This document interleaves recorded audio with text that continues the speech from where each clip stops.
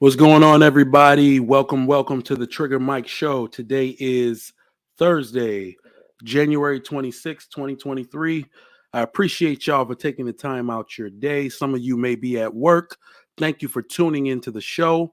We are on the greatest network for the people, which is the Lapeef Network. Make sure you go down there in the corner if you have not already. Hit that subscribe button and also hit the bell for notifications. Greetings and thanks to everybody coming into the show today. Make sure you spread the word, hit that share button, send it to your Facebook, your Instagram, all of your social networks, share it on YouTube. Let your people know that we're here talking about important topics for the people that people need to hear if we are going to make improvements in our society. So I want to thank y'all for that today. So I also want to tell y'all last night we had a great show. Bridging the Gap with Kelly was awesome. All right. After this show, make sure you go ahead and click that. That channel is called the Lapeef Experience. All right. Make sure you subscribe and hit that bell for notifications as well. We were talking about poverty and what it looks like around the world. As many of y'all know, I am a first generation Nigerian American. All right. That was a great topic. All right. So I feel like a lot of people who have not been outside of the U.S. And you know what? Even if you have been outside of the U.S., you just go to places that made it safe for you to be there. So we're talking about a lot of topics on that particular broadcast that give you an in-depth look at what the world looks like outside of the construct that was created for you to feel safe. All right. A lot of people, a lot of your friends, a lot of the people you love to listen to on these panels have had these experiences. We even have people that still live outside of the country in South America, whatever, what have you. I personally lived in Nigeria myself for 2 years. All right. So like right around kindergarten age and first grade. Right. So those experiences are something you need to hear, help you give you a better perspective on, just what we deal with here in the U.S. and why we're actually really lucky to be here. So I think a lot of y'all will love that perspective. Check that show out, Bridging the Gap with Kelly. It was awesome. Thanks again for letting me be a panelist on that show. All right. So the Trigger Mike Show for today. What do we have for you? This is a big topic for me. I think this topic is one of the topics we need to get into to really set things straight in our society. And what I mean by that is that I feel like we have a lot of men and women creating their own rules. And because you may not have had a good example of what things look like in a home, and plus you've had a lot of the narrative from feminism and the overall modern narrative just pushing that people can recreate things. You can recreate yourself and reinvent yourself and all these great things. And you can ask more from your partner in this way. That's not really true, not in my opinion, and also not in general. But on this broadcast, as we always do, we're going to go ahead and explain why. We're not just going to put out wild statements to you. All right. We're not going to do that. We're going to get up here and we're going to discuss why these things need to stay in place. Today's topic is, are gender roles negotiable? All right. Are gender roles negotiable? I want y'all to help me make that case. Ladies, this is your case to make. Raw B, what's up? Thank you for coming. I see you in the chat. CC, good morning. Gary, what's up? Good morning. Isaiah Jr., thank you for rocking with us, man. I appreciate that. Mr. Culture Freedom, you gave an absolutely great statement, but we're going to get into that. If you want to jump up, cam up, let us know what your thoughts are. Growing Pains with Sharamoni, thank you for coming up. Thank you for coming through. Talk That Truth Radio. Hey, man, I'm sorry you're at work today, but definitely jump on if you can. Take a bathroom break or something. But yeah, don't cam up in the bathroom. That's going to be weird. But anywhere you can, make sure you cam up. Let us know your thoughts on this. I know this is a big topic. This is a big topic for many people. And I think it's one of those topics we need to teach on. Men need to gain perspective as to where they're weak on this topic. And women need to gain perspective on their delusions on this topic. We need to be using our partners to their full potential. We have a skewed and completely delusional view on gender roles in this country, thinking that they can be changed or that they are negotiable. I don't want to be in a, what do you call it? I don't want to be in that type of box, an echo chamber. If you are somebody that has a very detailed approach and explanation on what gender roles are and how they can be changed, please come up here and let me know. Please come up here and let me know what you think, how we can change it, what it's going to look like from the future for the future, not just here in America, for all men, women, children in general. We have to teach people and the children that we're bringing up what these roles are supposed to look like in the home so it can function. I would say the reason why we see such a huge divorce rate is partially because of this topic right here. I'm going to let that sink in while I drink some water. I personally don't think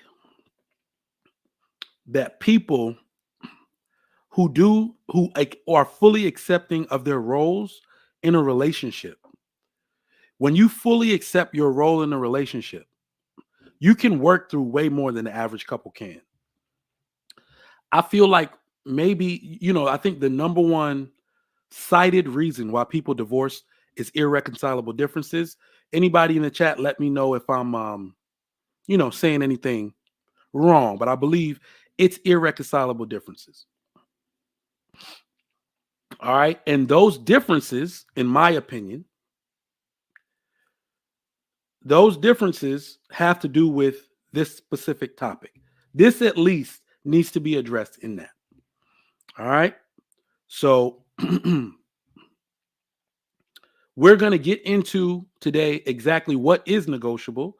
We can talk about the different things that people are doing in society that may be negotiable, may seem like it's negotiable, what men should be expected to do, how much women can push men to change, and what that really looks like, not from what we think or what we're pushing out there or what we're projecting on out here on YouTube and in the public's spaces, but what a real relationship looks like. So I want, of course, men have stake in this topic, women have huge stake in this topic, and we can discuss it. So make sure that link should be pinned to the top of the chat. Make sure y'all go up there, come chat it up with me. I'm going to give you my perspective on this, and then I'm going to bring y'all up to chat with me. This is going to be a good one. Make sure you get in a space. Make sure you're ready to cam up. Make sure your mic is working, because I want to hear from the men and the women. Robbie, I'm talking to you. I see you. If you're available, you're going to bring your ass up here today. All right. We've actually had it out maybe a few times on this exact topic. All right. So before I get into my, more of my monologue, Linda says everything is negotiable. No, it's not. The very first thing I want to make, and the thing I want to ask the chat, and I'm gonna pause. Ladies, is a man's you know what? No, not even gonna do that. Pause. Let's go over what we think gender roles are, and correct me in the chat if I'm wrong. For women, we believe that women should cook, clean, rear children, and take care of the household in general.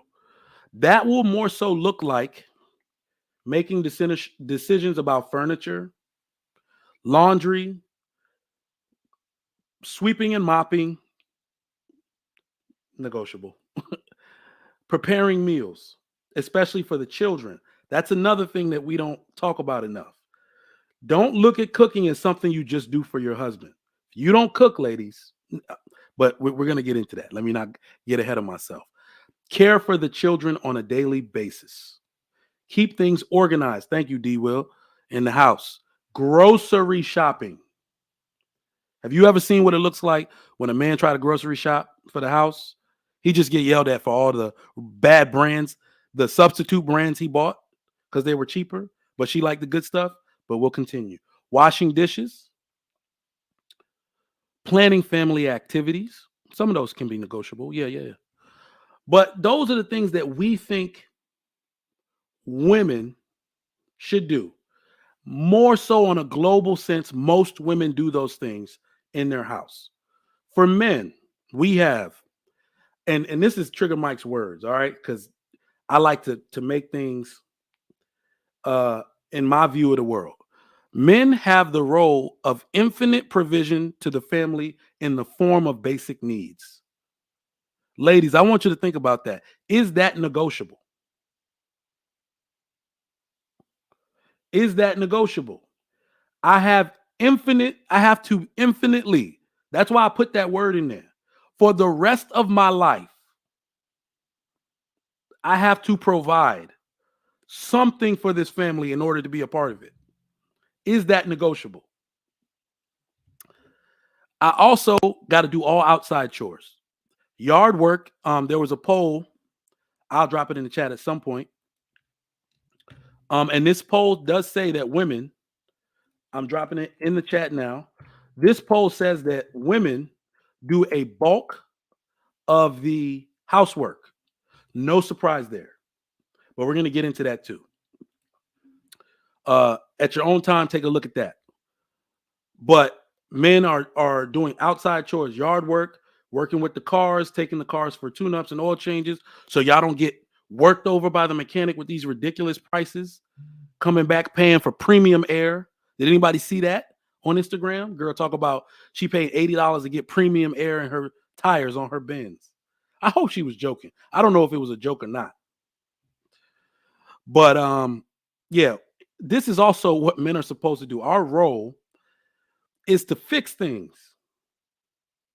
All right, fix things in the house. Anything that is out of a woman's scope of doing that basically you just tired of doing. We're supposed to do that.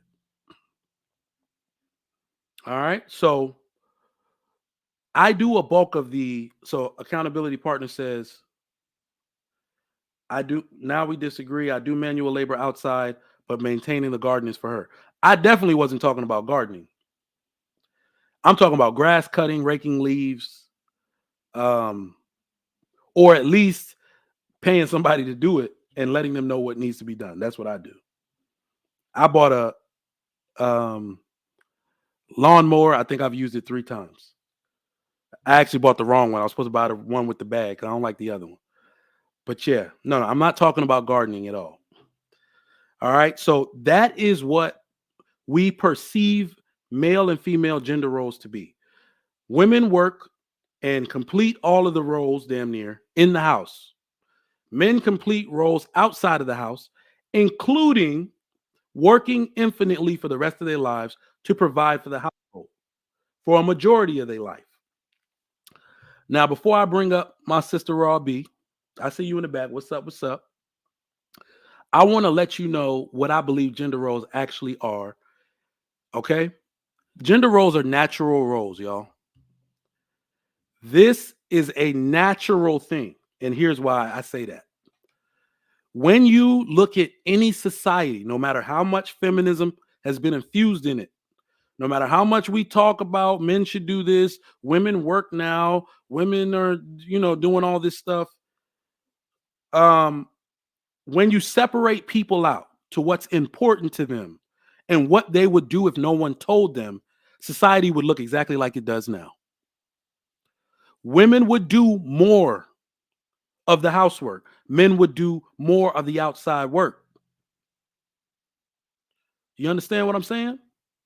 It's not that men dictated these things to anyone. Women want to rear children more. In fact, that's so true that stay-at-home fathers report that when they are home with the children, the woman is trying to dictate what they do at home because she can't keep her mind outside of the house. What are they doing at home? Is he reading to them accurately? Is he doing all that? You want to be there. That's where your mind naturally is. I want every woman to think in their head of what it looks like when you just got your ass whooped at work. Your boss was talking to you crazy. Bob was stealing your stuff out the fax machine. You were getting undercut at meetings. You think you're going to lose your job because you're underperforming and you're behind on a deadline. Then you come in the house and you see your husband like this. Hey, what's up, babe? Chilling. drinking a beer. I want you to imagine how many days can a woman do that before she fed up? How many days can you look at your husband sitting there chilling after you got your ass whooped at work and think that that's going to be okay for a woman to do? Women naturally see themselves or more of their mind in the home. They always want their man to be doing more of the bulk of the work. You cannot respect a man that doesn't. And I don't mean like downtime, right? People get laid off, men lose jobs, women do step it up and take care of things, right? While he's looking for another way to infinitely provide for the house, as he said he was going to. But to say that a woman is going to be the power player in a house, we've seen that this does not work. This does not work. Naturally, it doesn't work. You expect him to be that power player in the house. 100% provision. We have different outlooks on this, ladies and gentlemen, because I don't think it's that women should stay home or do anything like that. But you also got to understand that you put yourself in the workforce. If the average woman was willing to live under what the average man could provide, we wouldn't have these problems. No, I don't know a man that's like, you better go out there and work. You went to college. You put yourself in the workforce. We didn't tell you to go. We are perfectly fine going to work every day. We are perfectly fine downsizing a home so you can raise our kids and read to them every night, homeschool them. Right? Y'all want luxury in your life. That's why you work. You want to negotiate with your husband that, well, we can afford a bigger house. We can use some of my salary. Men didn't tell y'all to do any of this. So we're going to get into it. I'm going to bring my sister Raw B up because she here. I don't want to keep her waiting in the back. I'm sure this is about to be a good one. Sure, she got some smoke for me. Hey, What up, Raw B? How you doing today? I'm fine. How are you? Hey, I'm blessed, out here chilling. So get into it with me. I got questions, but let me know your first thoughts on the topic at hand. Well, while you were giving your monologue, you had a lot of conflicting information in regards to the non negotiability of gender roles. All right. Because every talking point you gave, you showed where there's negotiability. If someone is a stay at home dad, then guess what? That gender role is being negotiated. If a woman has to go to work, the gender role of provider is being negotiated.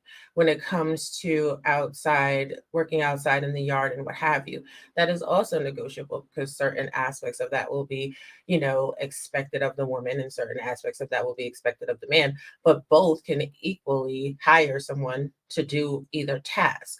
So while we may want to have these roles be concrete, the way life is set up, life ebbs and flows. And sometimes you have to rest in your masculine or feminine energy, depending on the situation in relation to the family dynamic. When you spoke on rearing the children, I know that some men think that that is a task that is only for women, but that's a task for men as well, which is why it's always best practices to have both parents in the household because you need the feminine and the masculine energy in order to raise a well adjusted child. So a lot of these quote unquote gender role, you know, dynamics are simply egotistical attitudes as to who should do what. Even someone in the chat said that, well, it's a woman's job to cook, but men are better chefs. So if it's a woman's job to cook, then how come so many of the Michelin star world renowned chefs, in fact, are men? This is a ideology that we've adopted in Western culture that is not sustainable nor sufficient to promote best practices in the healthiest versions of families.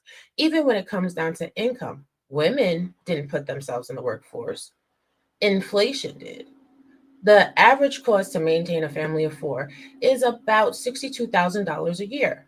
Meanwhile, the median salary for most men is under $1,200 a week, which is only barely over $53,000 a year. So there's already an income gap that needs to be filled in order for the family to thrive at the basic level. And I get it. There's some women out here that are super, bougie and they want the ritziest, pitziest lifestyle. However, in the banalist of existence, both people need to work for the family to thrive. You're muted. I got you. Excellent points made. Excellent points made. I can't really debunk them per se, but we can discuss what it looks like. So, some of the things you were saying on a um, global level, or even in just society level in general, we got to look at what's more prevalent. Definitely most chefs are men, but that's cooking as a profession, not cooking as a gender role. So, and that's why I brought up the part where it's about children. Who is cooking to maintain the health of the children? That's primarily going to be, something that mothers do. Men do cook for their family. Like, I think the one little caveat in all of this, right? The one caveat in all of this is, what do men want to do? Men usually insert themselves in the situation where they want to, right? It's not even just because of relief for the woman. It's more so like, I enjoy doing this for my family. Usually when you see that, it's because a man wants to do it. And no man should stop another man from doing what they want to do with their family. Another thing that you said about inflation, you were partially correct. Inflation put women in the workforce, but women still don't need to be in the workforce. Here's why. Full time. It costs a woman more. If you're not, think about it this way. If you're not going to stay home with your children and you have to put 2 or 3 kids that are under 5 years old in daycare, a huge part of your salary is going just to put them in daycare. That's in most states, that's somewhere between $2,000 and $3,000 a month, which is what the average woman makes, is it not? So you could actually save your house money by working part-time, maybe when your husband gets, just for spending money, right? And y'all switch off. And that's the thing. Women don't have to work. They're just not willing to live under what the average man can provide. That brings me to my third point. The average family, when they say median income, that's really saying for them to live by themselves. Who said people have to live by themselves? We put too much emphasis on our personal space in America. We can actually live in groups. A 5-bedroom house should actually have 3 families in it if we're going by the world standards. But we want to live by ourselves in that 5-bedroom house. You gonna let me stay with you, Trigger Mike? Huh? You Hey, gonna let me stay Cheeky. with you? Right. Listen. I'm gonna be honest. Not a lot of people want to do it. You see what I'm saying? But look at the way the Mexicans do it. Look at the way the small hats do it. Whatever you need to do in order to ensure that the next generation gets to thrive while you're in survival mode, that's what you should be doing. So that's why I'm saying most people are trying to figure out a way to finance their luxury, not their day-to-day situation. Yes, you need $62,000 on average in America to thrive as an individual family. Who said you had to live alone? Okay, so hey, cheeky boops. But okay, I hear what you're saying, and all that is it's amazing, it's phenomenal, right? We could do group herd living or whatever, but that's not the societal standard in this country. And in most countries that are not like third world, no disrespect. But like when you're in Britain, people are not living multi-families in one dwelling. When you're in, you know what I'm saying? Like I don't even think they're doing that in like the, you know what I'm saying, Middle Eastern countries either, like not the higher level Middle Eastern countries. But the point is this: you said cooking as a profession is a man's role, but cooking in the home is a female's role. But I know plenty of fathers that cook at home. That you then further said that, well, if men enjoy cooking it, then it's fine. But that would be that there's negotiation in a gender role. Because if it was only for female role, there would be no reason for men to enjoy cooking. Oh no, you can't cook because that's just my role because I'm a woman. You can't do that because you're a man. Sit down somewhere. You understand what I'm saying? So I'm not going to debunk your points on the face of they're not, somewhat valid. I'm going to debunk your points because the talking points that you're making go against your title topic. It shows the flexibility in between gender roles. It depends on the individual. It depends on what it is that they need to make their life happy and plentiful. Of course, if a man doesn't want to do things, then for that man, it's not going to be negotiable because he doesn't want to do it. If a woman doesn't want to do certain things, then for her life, it's not going to be negotiable because she doesn't want to. But when you have people that are able to be fluid and do what's in the best interest of the family at all times, it's always going to be a negotiation because it's not about ego, it's not about genitalia. It's about what is going to be best practices to ensure the next generation of the family thrives and survives. Do you get what I'm saying? I do. And let me respond to this, and we're gonna get Cheeky's take on it. So I'm very careful with my titles. Remember, it's a question: are gender roles negotiable? I never said they weren't, but I'm also curious to know, and maybe we'll save this question for the panel in general. Who is supposed to negotiate it? Is it only negotiable if the husband decides it's negotiable, or can a wife negotiate it? Both Two, can. is he allowed to say, you should be doing this, or you must help me with this? Or is a husband supposed to say, no, I will help with this because it's just what I want to do? What do y'all think? I don't think that anybody should tell anybody what they should do. I think what people need to work on in relationships and families is, hey, I'm not doing well in this and I need help. And I think what we find in the modern society is people are so prideful. They don't know how to say, I need help. And I think these perceived gender roles add undue stress to families. And I'll be talking later on tonight with someone who had perceived gender roles in their marriage, and it resulted in a self deletion and almost, in a few attempts for herself to also self delete. So when we're telling people what they should do, are we setting them up for failure? I understand. Cheeky, what's going on, my man? Thank you for coming through.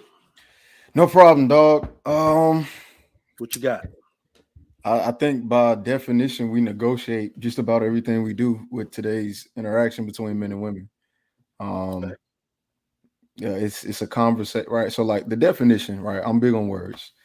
The definition to negotiate is to deal with, manage, to arrange for, or bring about through conference, discussion, and compromise. I think that in and of itself requires us to negotiate a lot of the terms, because when it comes down to it, the things that we're saying are gender roles also come with a fixed economic position that men no longer hold anymore. I think it's easy to be, pretty staunch on gender roles when women don't have certain rights. Like, for example, literally, the moment you sent that link, I was watching this documentary. It says Women's Right in Africa, Leaving Africa, documentary about friendship and empowerment, made in 2015. And this is about a Ugandan woman group called something. Let's see. I forgot the name of the group, but it's this white woman and this African lady. And they're just they're trying to expand, like, men treat women like this in your marriage and this, that, and the third. But it's easy for them to maintain that idea of, okay, well, here's the gender roles for there because women don't have any rights there. We're starting to see a difference, especially with women making their own money. They can negotiate, right? That's part of the problem that men are saying they're having, is finding women that aren't negotiating. Everybody's negotiating, so. All right. Always be closing.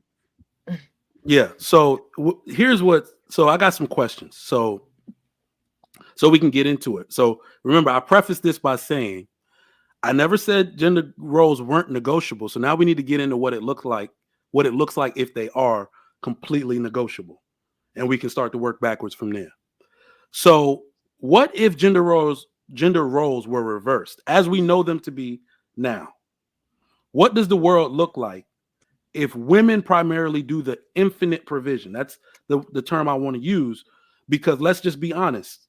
If we get into another pandemic and we're all forced back into the crib and we're running low on food and money, and we have to decide if one person, the husband or the wife, goes out to work while the other person stays with the children, it's going to be the man. You're going to expect him. Because people like to say, oh, whoever can get the job first. Yeah, whatever. You can get the job first, but he better be looking for a job to relieve you, because you don't want to go out there working while the kids are at home. Right? So what does the world look like if the roles are completely reversed? I mean, if we're going to be quite honest, if we're going to have a frank and honest discussion, the roles are completely reversed now. This is a talking point that certain spaces always bring up. What do they say? 90% of the households in America are single mothers. So therefore, there is no man in the household. So who is earning all the money in that situation? It's the mother. If we're in the pandemic, it's the mother that will be the one out here working and looking for food and provisions and what have you. And, be it if men have just simply decided to, take the backseat role and they don't want to be a part of being the infinite provider or stepping into their perceived gender role as the leader or what have you, gender roles have been forcibly switched. So we can't sit there and act as if women aren't already doing these things. Women are already taking their cars to the shops to get it fixed. Women are already fixing their own tires. Women are already checking their own oil. Women are already making sure their radiators are working appropriately. They're riding on their John Deere lawnmower and mowing the dang on yard. They're picking up the leaves because there is no choice. There is no option. Okay. Now, to that, I made quick notes on what you said. So, women are already performing the gender roles in reverse out of necessity. That's the part I wanted to add. Now, the part that's really, I will never give smoke to a woman who either got like divorced because of, those reasons we all can understand, right? Abuse, essay, anything like that. Yeah, leave. Nobody's going to say anything to that. But women that made the conscious decision to leave outside of those reasons, nope, I got smoke for you. Now, the women who chose bad partners, I also got smoke for you. Now, women who take on that role, what has it done to them? We cannot just sit here and act like nothing happened with those women and they're just performing excellently at these roles. There are actual real life consequences to women performing as the father should in that situation, and I got some notes. These women are bitter, jaded, masculine, can't hold a relationship, depressed, on medication, and self-medicating and deleting themselves because they have to do a man's role. Did I say anything wrong there? I mean, you make sweeping generalizations as if that encompasses the prevailing majority. And I think that's something that is often done in these conversations, just like people in the chat assuming that all single mothers get public assistance. Not all single mothers qualify for public assistance. Not all single mothers are bitter. Not all single mothers are self-medicating. Like, it's just, it becomes an anecdotal thing. Like, just because you know a whole bunch of women that are doing that, somebody could come up and conversely tell you they know a whole bunch of people that are not. And even in that situation, is it the woman's? So since we're talking about gender roles in the negotiation, is it a woman's fault or is it a man's fault? Because at the point that a man procreates and creates life, it's his role, gender role, to infinitely provide for that situation. But I'm going to be quiet. I don't want to have a takeover spirit. So let me give a shout out to my boy Aaron O. I heard him say something. Oh, y'all know Aaron. What I'm talking about. So Aaron said, men, just men in general, are the only people that get blamed for something when they're not there. A father is the only person that can happen to in history. You're not there, but yet you get blamed for it. Now, we can definitely talk about how bad it is for a father to purposefully not be there for their kids. That's terrible. I got nothing for smoke for them dudes. Line them all up so I can either smack them or kill them by firing squad. Okay, I'll say that.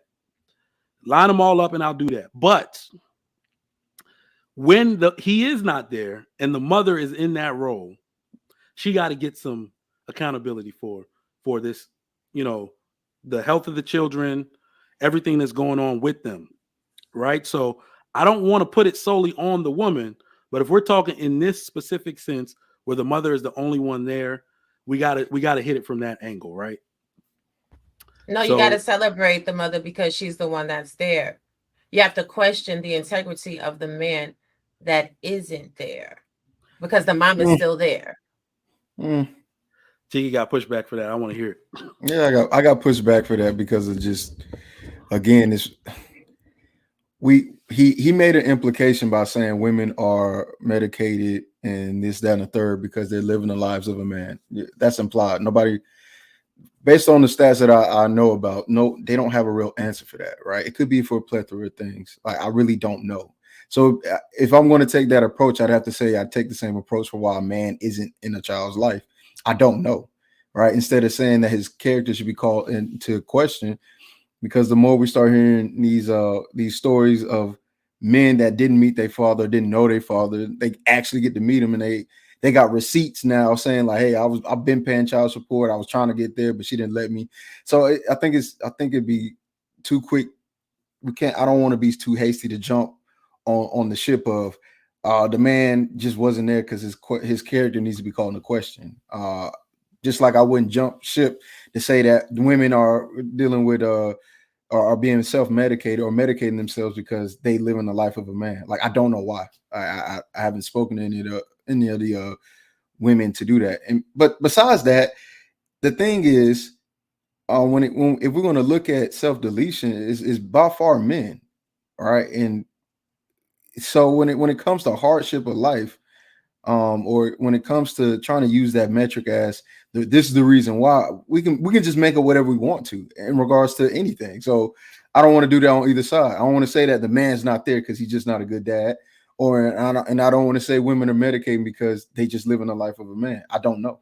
I So agree, Cheeky. It should be definitely a case by case conversation. And this is what is infinitely frustrating with a lot of these topics. We're painting a whole gender with a really broad paintbrush, and it's not applicable to all, which is why I said if you're going to sit there and make the statement that, oh, well, it's all on the women, then conversely, someone can say that, well, it's on the man for not being there for his family, and then it winds up being a circular conversation that doesn't get to solutions.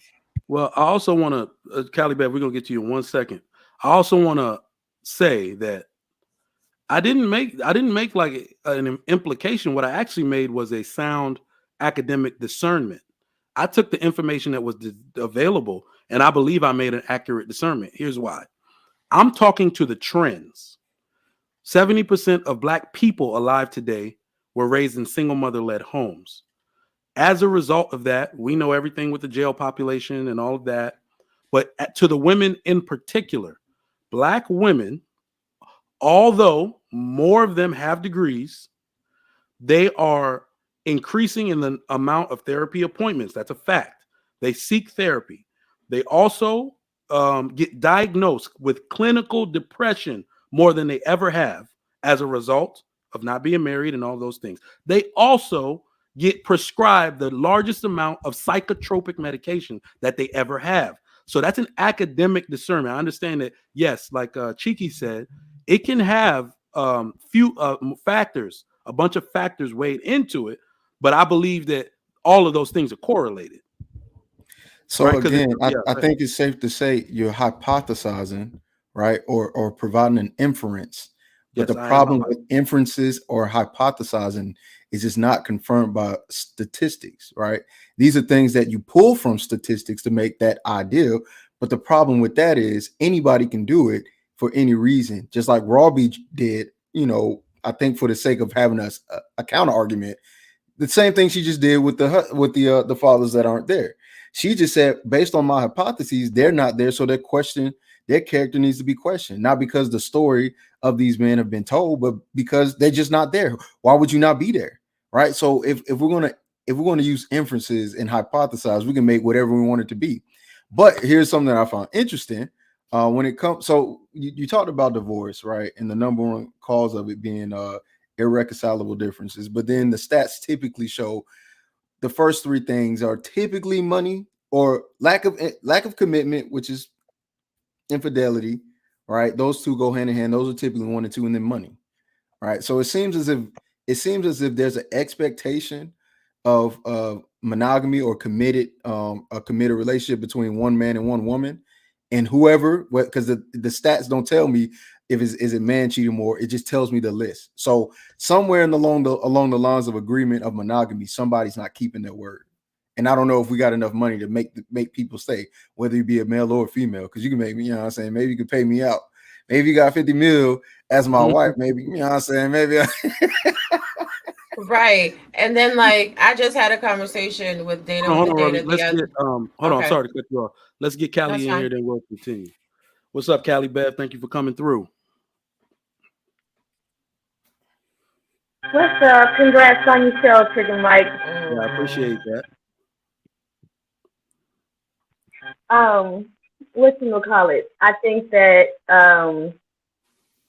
gender roles can be negotiable depending on what it is. I think that it's all dependent upon what those two people, what works best for them, how they mesh well, what are each other's strengths, what are each other's weaknesses, and which one of the people in that relationship is going to back up the others. You know what I'm saying?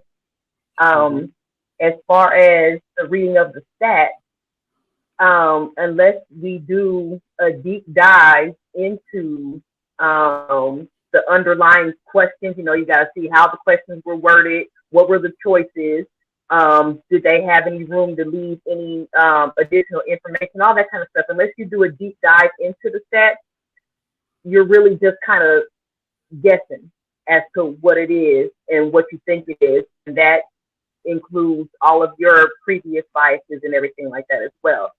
So that's why I am totally against taking one aspect, a subset of people, and casting that across the whole, diaspora of the gender, either side, because I try not to make generalizations about men, and I, appreciate not being, y'alled by men. You know what I'm saying? So that's my 2 cents for right now. Got you. Let's get to these super chats real quick. My man Sean 499, I appreciate the support. There is clear evidence of the effects of single mothers raising children. The world is more feminine-centric place and the culture is devolving. Thoughts? I think it's facts. Hink, my man, appreciate the support. $2. Robbie Privilege loves to celebrate Hink. You got something to tell us, or what's going on here? I'm not playing with Pink. All right. Hey, thank y'all for y'all support. Continue to support the show so we can get this platform out to more people. This conversation is warming up, and I got questions because I rock with everybody on this panel right now. We've been on several together, so I know y'all are gonna have some good pushback and some good points to make. So let's dive deeper into the role reversal that I was talking about. Oh, Robbie, you wanted to make your point?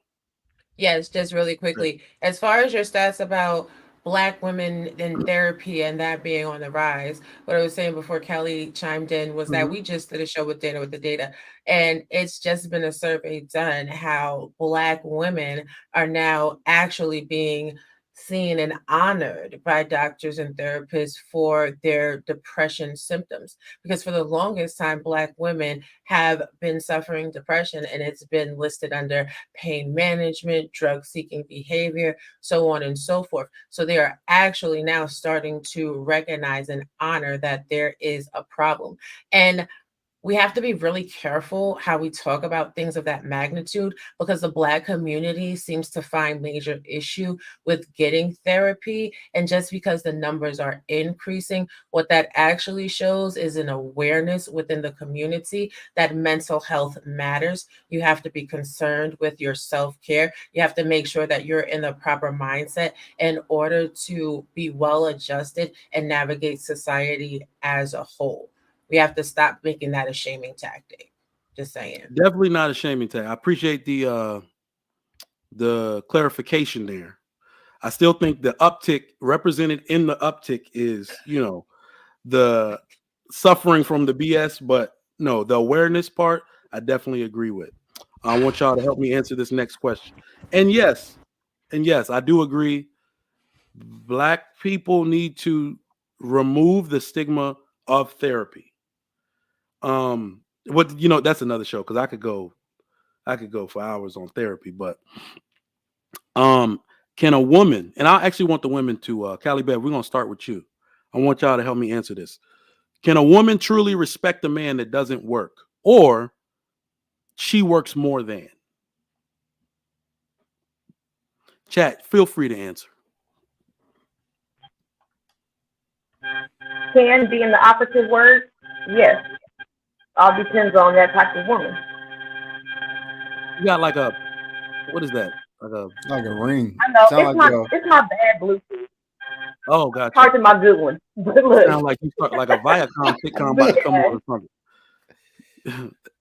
20th Century Fox. So can being the operative word, then I would have to agree. Yes, they can. It all depends on what other skills or what other contributions is that man making to the relationship.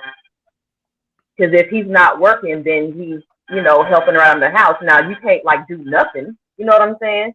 You can't do nothing. Neither party can do nothing in order for the relationship to to work. It doesn't work that way. One can't be putting in more effort than the other. Resentful. Did my internet just go out? It's about to. Did my internet just go out? We gonna give you a technical difficulties break. Damn it! All right, Robbie, what do you think? Can a woman truly respect a man that doesn't work? Yes, I think that in this society, people conflate money to respect. Now, while money is a tool that can, facilitate power and respect and everything else, it's not the cornerstone of the principles of respectability. It's about how a man carries himself, how he utilizes his words, how he interacts with the woman, with the family. Because, like how you said in your opening monologue, there are time periods where people are going to be down. So if I'm married to someone and we've been together for 15 years, and in this season he's laid off and he's not working, the respect doesn't go away just because right now he's in a downward trend. The respect is still there, and it affords patience. I think because society as a whole has made materialism and capitalism the cornerstone of self-validation, a lot of men think that they can't gain the respect of a woman unless they have all the flash dads and the glitter, and they forget how to behave and carry themselves as a man should. If you're not working, don't be nasty, don't be bitter, don't be short-tempered, don't take out your frustrations with the world on your partner because your partner is standing by your side. A lot of people don't know how to compartmentalize the situations and do what's best for a well-adjusted family. That's just my take. Bet. Cheeky, what you got? Can a woman truly respect a man that doesn't work? This generation, no, I don't think so. I think they've already made it very clear they don't believe in struggle love. They don't believe in building. This is being vocalized. It's not something I'm making up. I think I've heard and seen enough from women, on the internet, outside of the internet, like even these women who are in college, they've made it clear if you are I've heard women tell me, if you are 23 and you don't got your own place, then I can't date you. So the standard for women as far as maintaining some level of economic independence or financial stability is definitely here. So if you're not working, I wouldn't expect her to respect you. That's not to say that there aren't smaller, a small minority of women that will. I think it kind of depends on who you are as a man, because everybody knows there's some dudes who didn't have to pay to play. They were just that guy that had enough charisma or something, but that's not every man. So I think in most cases, if you don't work, you don't eat. Exactly. Question. Yep. Go ahead. Isn't like some of the more extreme positions that Tiki is talking about just young chicks saying stupid stuff?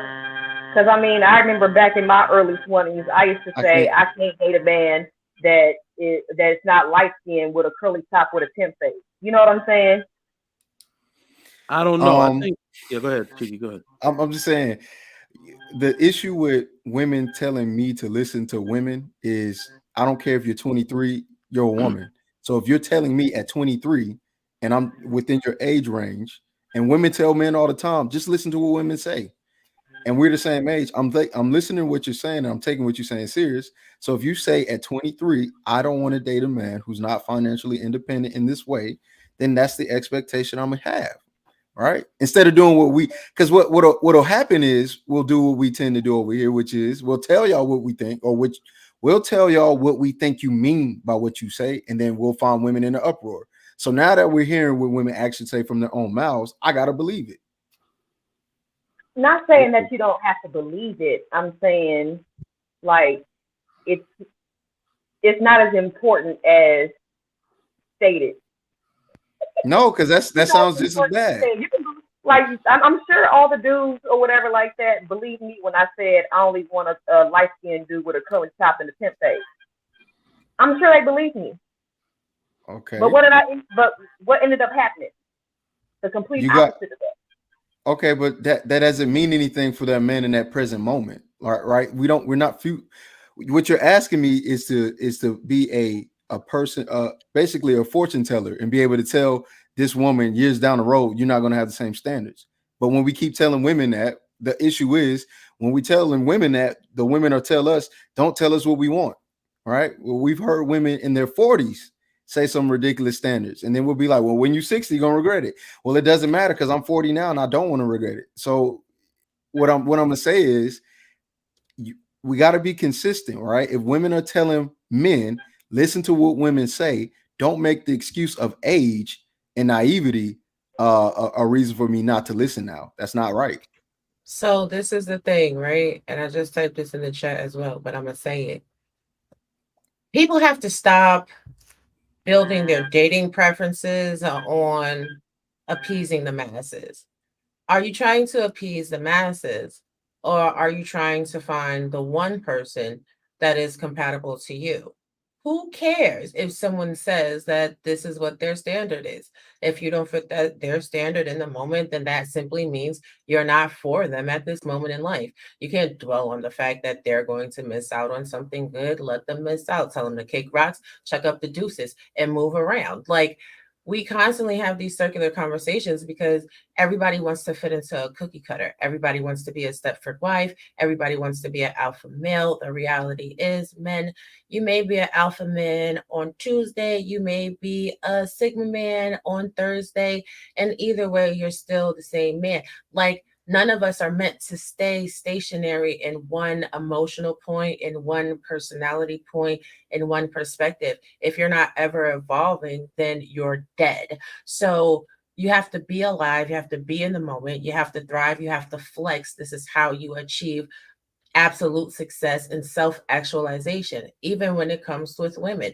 Sure, you may think that you want X, Y, and Z, and then you get that. You find yourself with a high earning six-figure dude, and then he winds up being abusive or cheating with a whole bunch of women, and you're not getting fed spiritually, mentally, or emotionally. And then your perspective changes, and you start to look for men that are going to feed you in that capacity. So once we start as people, especially as our group in society, once we start looking past the superficial and start really building relationships based on character, intentionality, and what it is that really feeds us, and that requires knowing yourself, then we'll all be better off. But I'll be quiet.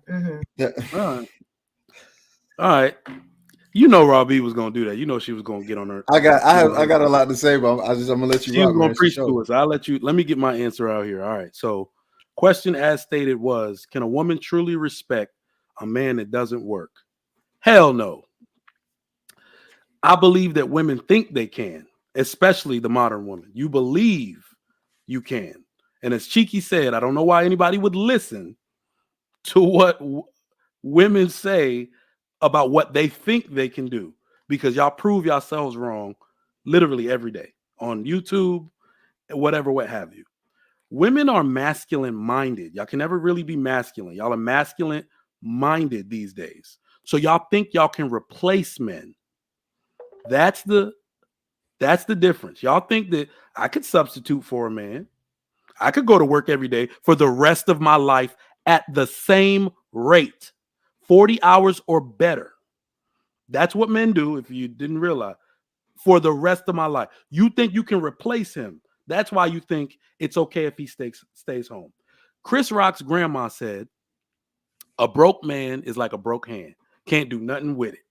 I still think in the back, she's obviously a baby boomer, right? In the back of your mind, you know that. But it's just going to come out when you try to replace your man and you see him on the couch for 6 months in a row while you're sweating it out, getting your tail whooped at work. It's going to come out. Chris Rock also said something very profound that was all over the social networks. What was it about men? A man is only loved under the condition that he provides something. That is a millennium old talking point. You can find old scripture and stuff like that where things of that nature are written in there. You have to provision for your family in order for a woman or women in society in general to love you, respect you, take care of you, want to further your bloodline. You have to make yourself into someone of value to achieve these things. I know that women think they can be okay with it, but this is my ultimate point on this, and I really want to hear y'all rebuttal. Do y'all not realize that the most agreeable men in history live in America right now? The men who are willing to negotiate the most are living right now. Y'all divorce these fools more than y'all divorce any men ever in history. Y'all don't divorce traditional men. Women don't, around the world, in Canada, y'all don't divorce the dude that is traditional, that won't negotiate. You divorce the dude that negotiate more than you do the other dude. I want women to ponder on that. Mm-hmm. So that's what I mean. You think you'll stay with a dude if you can have your way and negotiate. Y'all leave these men more than y'all leave traditional men. What say y'all? How do you quantify that? Where is your I was getting ready to say for that? The divorce rate. I said so women work. Women are more represented in the workforce than ever. Like more women in the workforce than men. So that's also a natural push that men have to kind of like negotiate gender roles. When I go to daycare every day, I drop my kids off to school and pick them up every single day. It's at least half dads dropping off and picking up simply because their wife is at work, right? So men are doing things in the society naturally that we never used to do before. So men, like you said, more men are cooking. It's actually reported. Y'all go to the Gallup poll. More men are cooking in the household. More men do clean up. More men do fold laundry. We're doing more of these things as reported by these polls. And y'all, the divorce rate is the highest it's ever been. That's what I'm using to substantiate my argument. Shout out to the sophisticated jerk food. Oh, go ahead, Chief. I'm just saying, Robbie, it sound like an inference. It's a hypothesis. But go ahead. It's just what it sounds like. You can't, because how do you measure that? I've watched everybody on this panel make an inference or a hypothesis. And that's right. Trigger Mike. I don't have a problem with it. I'm just saying, if I ask you where's the data to prove that, you wouldn't be able to provide it besides here's the stats, the base stats. Like the base stats of what you're saying is true, right? We're getting more divorce than we ever have before, right? And you're putting that on traditionalism and traditionalism versus modernism, right? That's what you're saying the difference is. My observant view would be based off of across the world. It's based off of economic opportunity of women, right? Because even in India, I'm watching these things because I'm doing what you're doing. I'm trying to figure out what is the U.S. doing, right? In India, right? I was watching this documentary where this woman there's an issue 4 years ago that was reported about acid being thrown on those women's faces. And the solution to a lot of the problems was the women to get married. The same thing with this woman's right thing in Uganda. The same thing. These women don't have opportunities to make money. But the moment they are financially capable of doing those things or have those opportunities, the more freedom and reign they have, and they're able to make decisions, right? because I don't believe the marriage in today's US, it wasn't based on love. It was based on stability. As a woman, you couldn't do anything unless you had a husband. You couldn't do anything. But now that you have the right to do whatever, now you see how women really wanted to operate this entire time, but they just couldn't do it because they didn't have the money or the rights.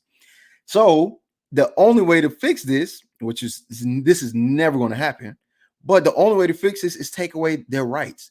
Because I'm seeing two things. When women don't have rights, marriage rate is skyrocketed and they gotta stay. When they do have rights, marriage rate drops and they can leave if they want to. That's what I've noticed.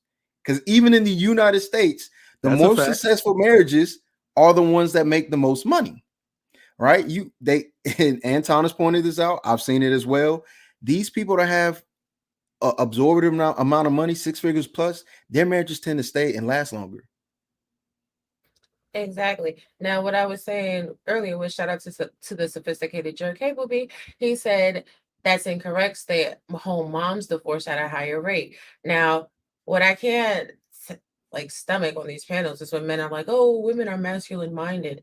No, women are getting things done because in a lot of instances, men are not there to get things done. As simply as that. So that's that point. But when it comes down to divorce rates, people divorce for a multitude of reasons. And no matter what the reason is, if you go to a divorce attorney, they will give you the categories under which to file because the court system doesn't have time to bleed through every tedious, innocuous moment in the marriage and say, okay, well, it's this, that, or the third. Oh, irreconcilable differences. That could be a husband is cheating 50,000 times and give a woman 50 million STDs and now she got to go so she don't die. That could be somebody beating somebody down to the ground. They're not going to put domestic violence as the reason for the divorce. It's just going to be irreconcilable differences. So we look at these stats, as Callie said earlier, banally. We don't look at the questions asked. We don't look at the totality of the information, the test group or anything like that. And then we make these inferences and we use it more often than not to disparage women without holding men to any measure of accountability. Because at the end of the day, even what Chiki said, in America, it was in 1785, they had the Land Act where you were only a white man could get property. So if you were a woman and you weren't married, you had no access to property. So this is how society has evolved and structured. But when I tell people it's about politics and you got to change policies, they tell me it's about relationships. Come on now. We have to start being real in our communities and in these conversations and stop putting the onus on just one gender or the other. The reality is in relationships, both people are equally accountable. Well, period. When you say the word accountability, you got to understand that men can't escape accountability. That's why it's almost by default we don't talk about accountability for men because we can't escape it. All jails were built, damn near 99% of jails were built to house men. That is accountability for your ass. The laws were written to punish men, not women. So, when you don't hear me talk about accountability for men, it's only because it's built into the system. But we're going to move on, and I got another question for y'all. Great points that you made, Robbie. Some of them highly debunkable. I don't even know if that's a word, but we don't have enough time today. It's not highly debunkable. I like the word debunkable, though. That's a good one. Debunkable. We're going to coin that one today. Highly debunkable. You tried it because your last point was highly debunkable. There's as many women in prison as men. And we'll go for hours. Go ahead, Trigger Bird. So I want the lady, Robbie. In fact, I got one for you to start because this is a good one. Are women willing to work at the same rate as men? And I mean the actual factual rate. Like most men work very close to their death date, even after retirement. I think it's like 67, 68 years old. And then we die soon after, I believe, between 70 and 74 years of age on the good side. So are women willing to work at the same rate as men? So the number of hours per week for the entirety of their life.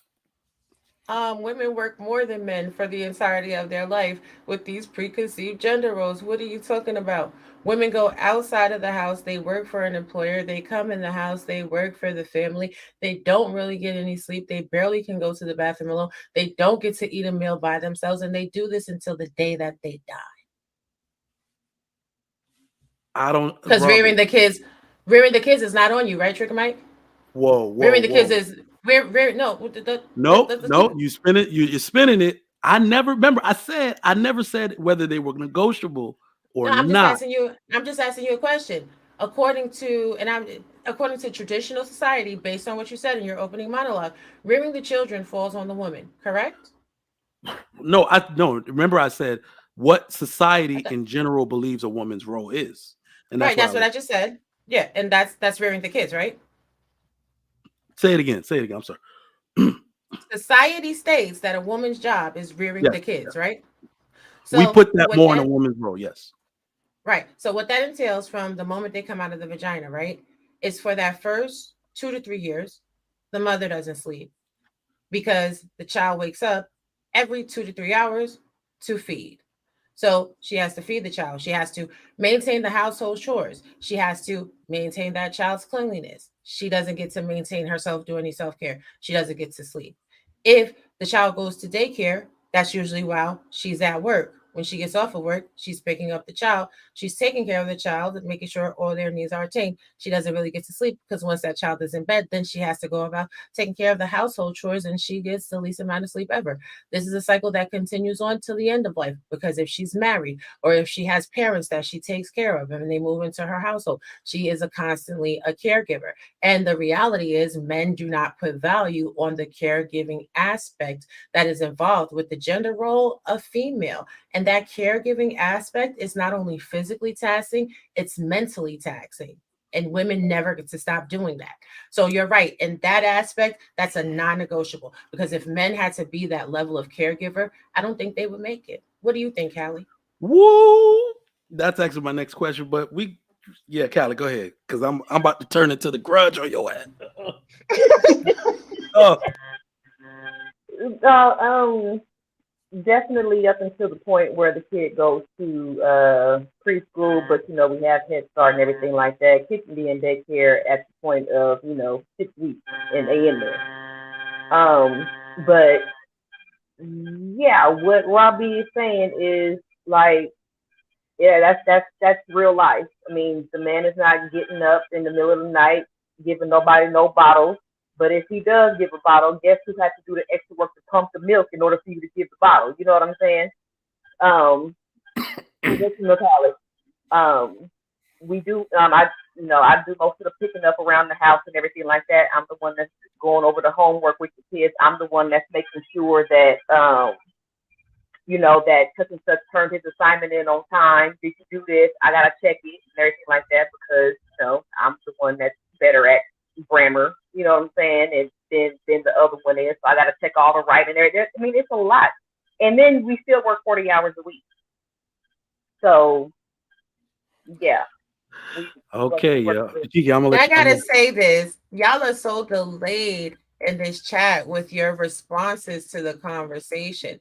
This is not about complaints. We're talking about factuals, actual factuals and tangibles. And this is the main difference between men and women. Y'all can sit there and spew out a whole pile, a whole boatload, a whole truckload of garbage in regards to women. But when women are telling you what being a woman actually looks like, you sit there and you categorize it as a complaint.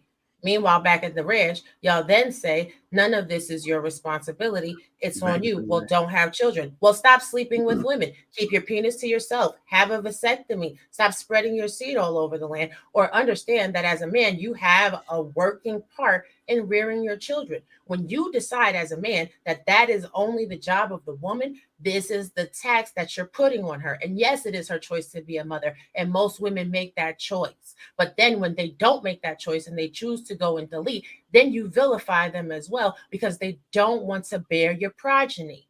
Come on, get it together. Now I do find it I do find it weird that y'all ladies have spoken for about 5 minutes in total. I don't think anybody answered my question. Is a woman willing to work at the same rate as a man for the rest of her life? Yes or no? I just want.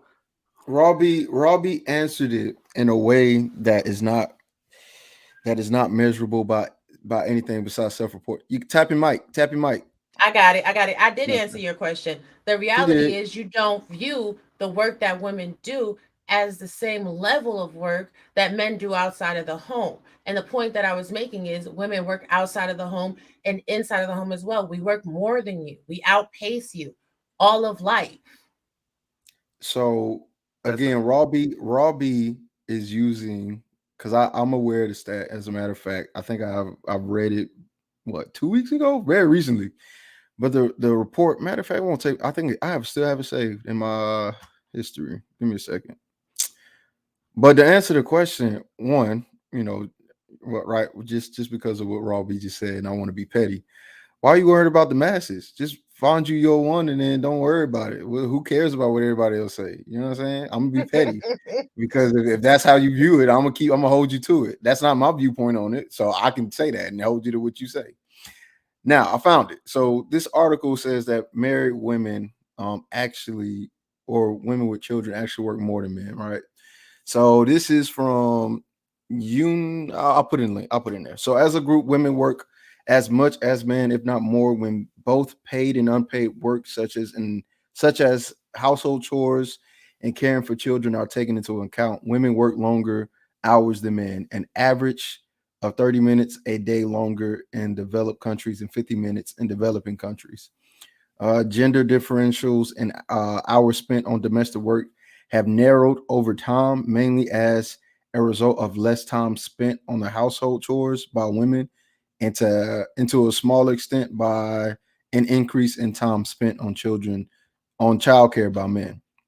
So first things first, most of that stat is self-reported.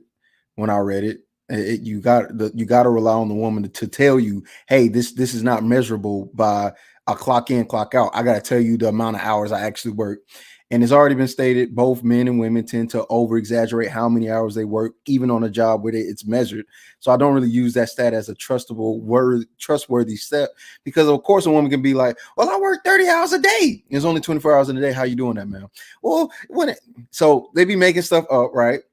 And perception of time has always been an issue when it comes to people, and it's not really accurate. But when it comes to legit stats, single men versus single women, single men are outworking and out earning single women, and they do not want to work nearly as much as the men do. As a matter of fact, when it comes to vacation time, the amount of time spent out of office, whoever in white collar work, whenever you see that them triple O's out of office, that's mainly it's documented. It's mainly women, and men are working those extra hours. So we can't really argue that. Aren't the Go women ahead, overly Kelly. represented in these corporate jobs anyway? Say that Overly again. what? Overly represented in these corporate jobs anyway? Mm. Overly represented. What do you mean? Yeah, that's why. Like It is it's a more, so disproportion they're of gonna men see to more. women. That what? Well, Why? Why is that wait, hold on, disproportionate? wait. Trigger Mike. That doesn't matter when it comes to percentages. If you do a Okay, per cap, okay. when we do a percentage, it really don't matter. If I got 10 men working the same amount of time and 5 women working the same amount of time, that percentage doesn't matter because it's tracking the percent. So we can't say, well, this percentage wise, Yeah, men are outworking men by the hours. There's no debate on that. Single yeah, men and single women do not work the same amount. They don't. Now, the percentage of women that get married and have children, it drops precipitously because of what they have to do. Now, that's a fact. yeah. Now, how many hours they're working is self-reported, and I'll put the link to the stat that I was just talking about in the chat, so we can all keep Appreciate track. that. All Now, right, so Chicky, you funny because you're gonna sit there and say I'm right and just say it's not a verifiable source. It's a contradiction, but it's okay, boo. I didn't. No, what I'm No, no, saying no, no, is no, that no, no. no, he helped you out. No, I didn't. I said you were right because that's what the stat says. But the thing that puts an asterisk in the stats is self-reported. That's where I can go. I don't know if it's self-reported. How trustworthy is that? I Matter of mean, fact, we let me tell you gotta. this, Robbie. Wait. Let me say this. How about this? You know, men and women cheat at the same rate. It's self-reported though. Yeah. You feel okay about that? I do. I think that Okay. everybody cheats equally. I'm not tripped off about that. And as far as your little pettiness, me, she, her, I know that I work. Most men is not catching up to me, baby. They not. They can't. They would never. But that's why I'm Reported. only Okay. concerned. Ooh, I'm ooh, only concerned ooh. with So me. They can that never. goes into my point. Okay, so here's the thing. First off, with the baby thing, stop using that against men. That is your natural role. That's why I use that term. No, it's That not. is your natural role. I can't produce Oh, see, breast Trigger milk. Mike. Now you now I got it. Hold up. Yes. That is your natural role I know to y'all ain't produce breastfeeding. milk for that baby. One, the least amount of women, I believe, in history in all countries are actually breastfeeding. The least amount of women, it's declining. So you take your ass down to Walmart. Well, it's a shortage right now. Go get that soy. Go get that Similac, and anybody can feed the baby. Okay, Right, but y'all so, still won't do it. Y'all act it's like not y'all just the can't woman's job anymore follow. because How the how least amount of women breastfeed, even though 90% are able to. Only I think as much as 10% of women have that psychological block where they cannot produce breast milk. If I saw the stat a few years ago, please let me know if I'm wrong in the chat. All right, You are now when very, you said very this wrong thing, because hold on. go When ahead. you said this thing about women working more than men, I've seen the same study, Cheeky, and that's the one thing I noticed is that it's self-reported from women. You have to And then understand the it is for conditions, both. the difference of conditions that men and women work in. Women flooded the workforce so heavily that men can't even get jobs they used to get. Y'all took all the desk jobs. Don't ever tell me women, what percentage of women work outside? It doesn't really matter because, as Chiki said, when we're Hold talking on, about percentages, You it's just work who's working harder at who's than men, not. but 99% of people that work in conditions outside are men.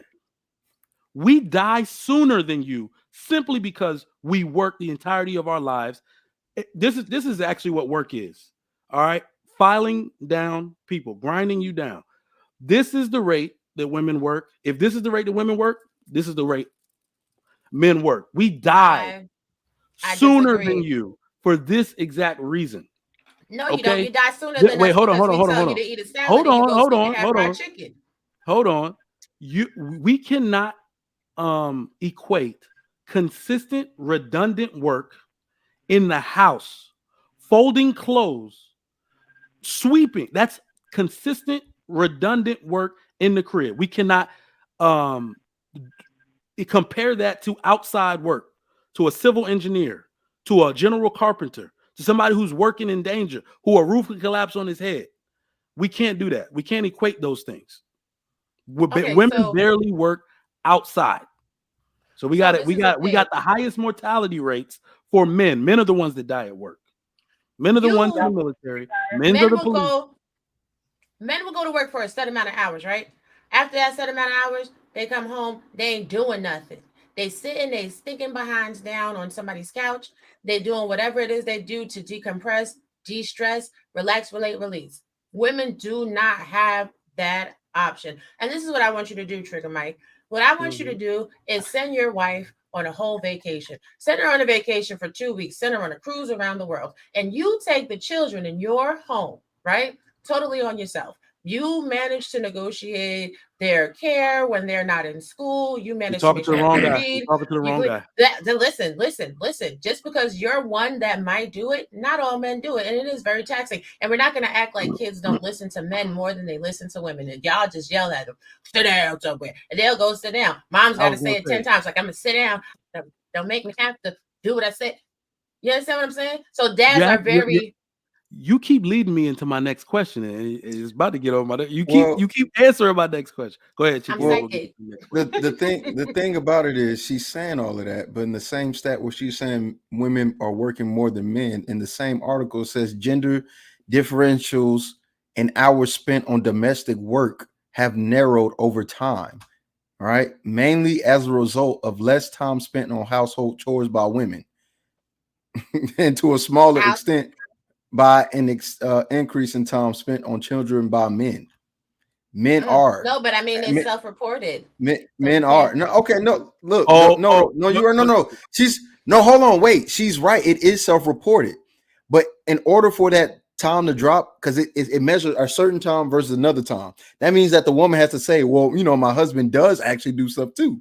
So what I'm saying is, it seems as if men are compromising like it is that women want, in the stat that she used, right, would provide that. So it sounds like to me, men are actually doing the things that she's saying. So Trigger Mike, go send there's another Trigger Mike in Nigeria somewhere who's not Americanized, right? Who speak straight Igbo, and he doing that somewhere, I guess. Because based on the stats, it's saying that the men doing it. So now what, Robbie? Nice try with the whole, how about you do this? How about you do that? But it wasn't a nice try. What I'm saying is, don't minimize that job. I don't care who's doing that job. It's very taxing work. But whoever is doing the majority of it, and it's women being self-reported, then it's women. Stop hating. Y'all just be hating. Y'all be hating. Y'all need a hug. Come here. Robbie, virtual hug. Funny, Robbie. Trigger Mike didn't say. Trigger Mike didn't minimize it. He only asked if they were willing to work as hard as the men. Now, of course, y'all went to work as hard. No, you don't. Single men. So we in the same category. Single men, single women. Nope, y'all don't. Nope. He said the same rate. Crazy part. This is the crazy part that should surprise you. Same rate, 40 hours. Women are in greater percentages in the workforce simply because more men are in jail. Men die sooner, and we still work more hours in total percentage than you. So that was a setup question. Y'all don't work as much as us. It's impossible. Trigger Mike, when does your day start? Huh? What time in the morning does your day start? For me, 4:30. What time does it end? Forget you, Cheeky. I don't know what kind of machine you think you are. About 1 a.m. 1 a.m. Mm-hmm. I work more than you. I get up at 6. I don't go to sleep until 3 a.m. every single day. Busting it down the whole day long. That's not verifiable. Congratulations. It is verifiable. It is verifiable. Your unhealthy sleeping ass there. That ain't got nothing to do with me. Just because I'm making that coins, though. Hey, that's a lot of women work like that, though. Y'all be trying it. Y'all be trying it. Y'all just man, you know what? She's trying to use herself. Don't try to tell us you do it. First of all, she's trying to use herself, knowing good and well she a night owl and she part of the 1% of people. But the rest of these people that work just like you don't look like you. Don't use that against me. How do we know you're not up drinking? How we know you're not up drinking, thinking about life? Talk about you work. How we I be working. Y'all be seeing what it gives. Y'all be seeing me work live and living color when we be on these panels. But Cheeky, like how I told you earlier, to your fridge. Let me see them wine bottles you got set up for. I don't got no wine bottles in my house. Like I told you, I focus on me and I focus on the one that is compatible with me. I ain't worried about everybody else. If y'all want to be broke, be broke. I'm getting this money. All right, let's get to these super chats real quick, and then we're gonna continue, man. Great show so far. All right. Gotcha. All right. Neo Moses, $5. Appreciate that, fam. Her work that made her more ambitious makes her not respect her husband. Money is prioritized, not family first. Factuals. All right. Russell Sharp, $2. Mike, what's wrong with black man travel? I don't know what you mean, man. Hit me up in the chat. Clarify. Accountability partner, $5. What's up, Chief? I bet if men stopped running power plants, you'd be able to see men getting shit done. Come on now. Absolutely. Okay, y'all. We signing up Raw B right after this and Cali Bev. Y'all coming to run a windmill or something. How about that? Babe, I mean, it's just pushing buttons. Sean, $5. 70 to 80% of divorces are initiated by women in the U.S., irrespective of the reason. Men ain't leaving, women are. Now we had this conversation before. Men will leave the marriage and wait for a woman to file because they don't want to be able to be married to the next woman because they want to be able to be happy. That's not even a hypothesis. That's just an opinion. You don't know. Stop. Yes, I do. Right. What's up, Ali? My man, Ali, $20. Appreciate the support, bro. Women really complaining about being mothers, wives, and women. A man's body is made for work and to produce. Facts. A woman's body is made for kids to caretake. Both are valuable. With that said, most women can't outwork men. That is facts. I mean, first of all, men's body is made to put the seed to have a kid. So stop leaving women with and kids to work and marry your baby mamas. Marry your baby mamas and produce for your families. Do that. There you go. I need you to I need you to tuck your urge to defy, Raw B. I can see it coming out of your bust. Your urge to defy us. I can see it. All right. I can't with you. Oh my God, I can't. Y'all better start I'm having marrying trouble. all these women y'all having kids with. I'm having trouble highlighting the next comment. Hold on. All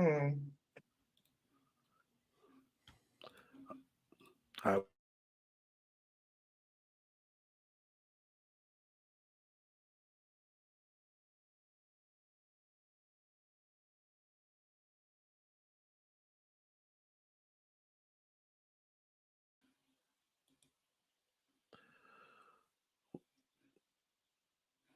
What happened to the StreamYard? I don't know. I'm back, but StreamYard took a hiccup.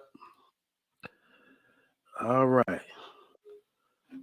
Callie Bev is back. Cheeky, come on back. All right, Clement Gray, $5. Read Genesis 3:16. Look up keyword in dictionary. Seems to me want to do what men are required to do, but keep the benefits of a woman. That's facts. What? All right. People Mr. Williams, $5. I appreciate that. If your man let you do all that by yourself, you got the wrong man. Indeed. Thank y'all for these super chats. I think we got one more. Lady, real 83, $5. Ladies, go on that drilling rig and drill pipe in 20-degree weathers for 12 hours. Hey, look, women don't appreciate men and their contribution to society. And and to be honest, I'm gonna have another topic on this later, but it's because men don't make them. American men are some of the only men that allow themselves to be this unappreciated in society. If we just cast women out in the street and be like, you ain't living in my house with that attitude, boy, they'll tighten up so quick. But I digress anyway. Callie, you see the gaslighting? We go from men not appreciating women's contribution with work to, oh no, you women don't appreciate us men. When neither one of us said that. You know what? Appreciate men's work. Men didn't say that either. What are you saying? You know, we turning the power off, the water off, the gas line, and you can repair it yourself today. He just said that. He just said that women don't appreciate men. No, but no, you made it seem like we were saying you made it seem like the men aren't appreciating the woman's effort either.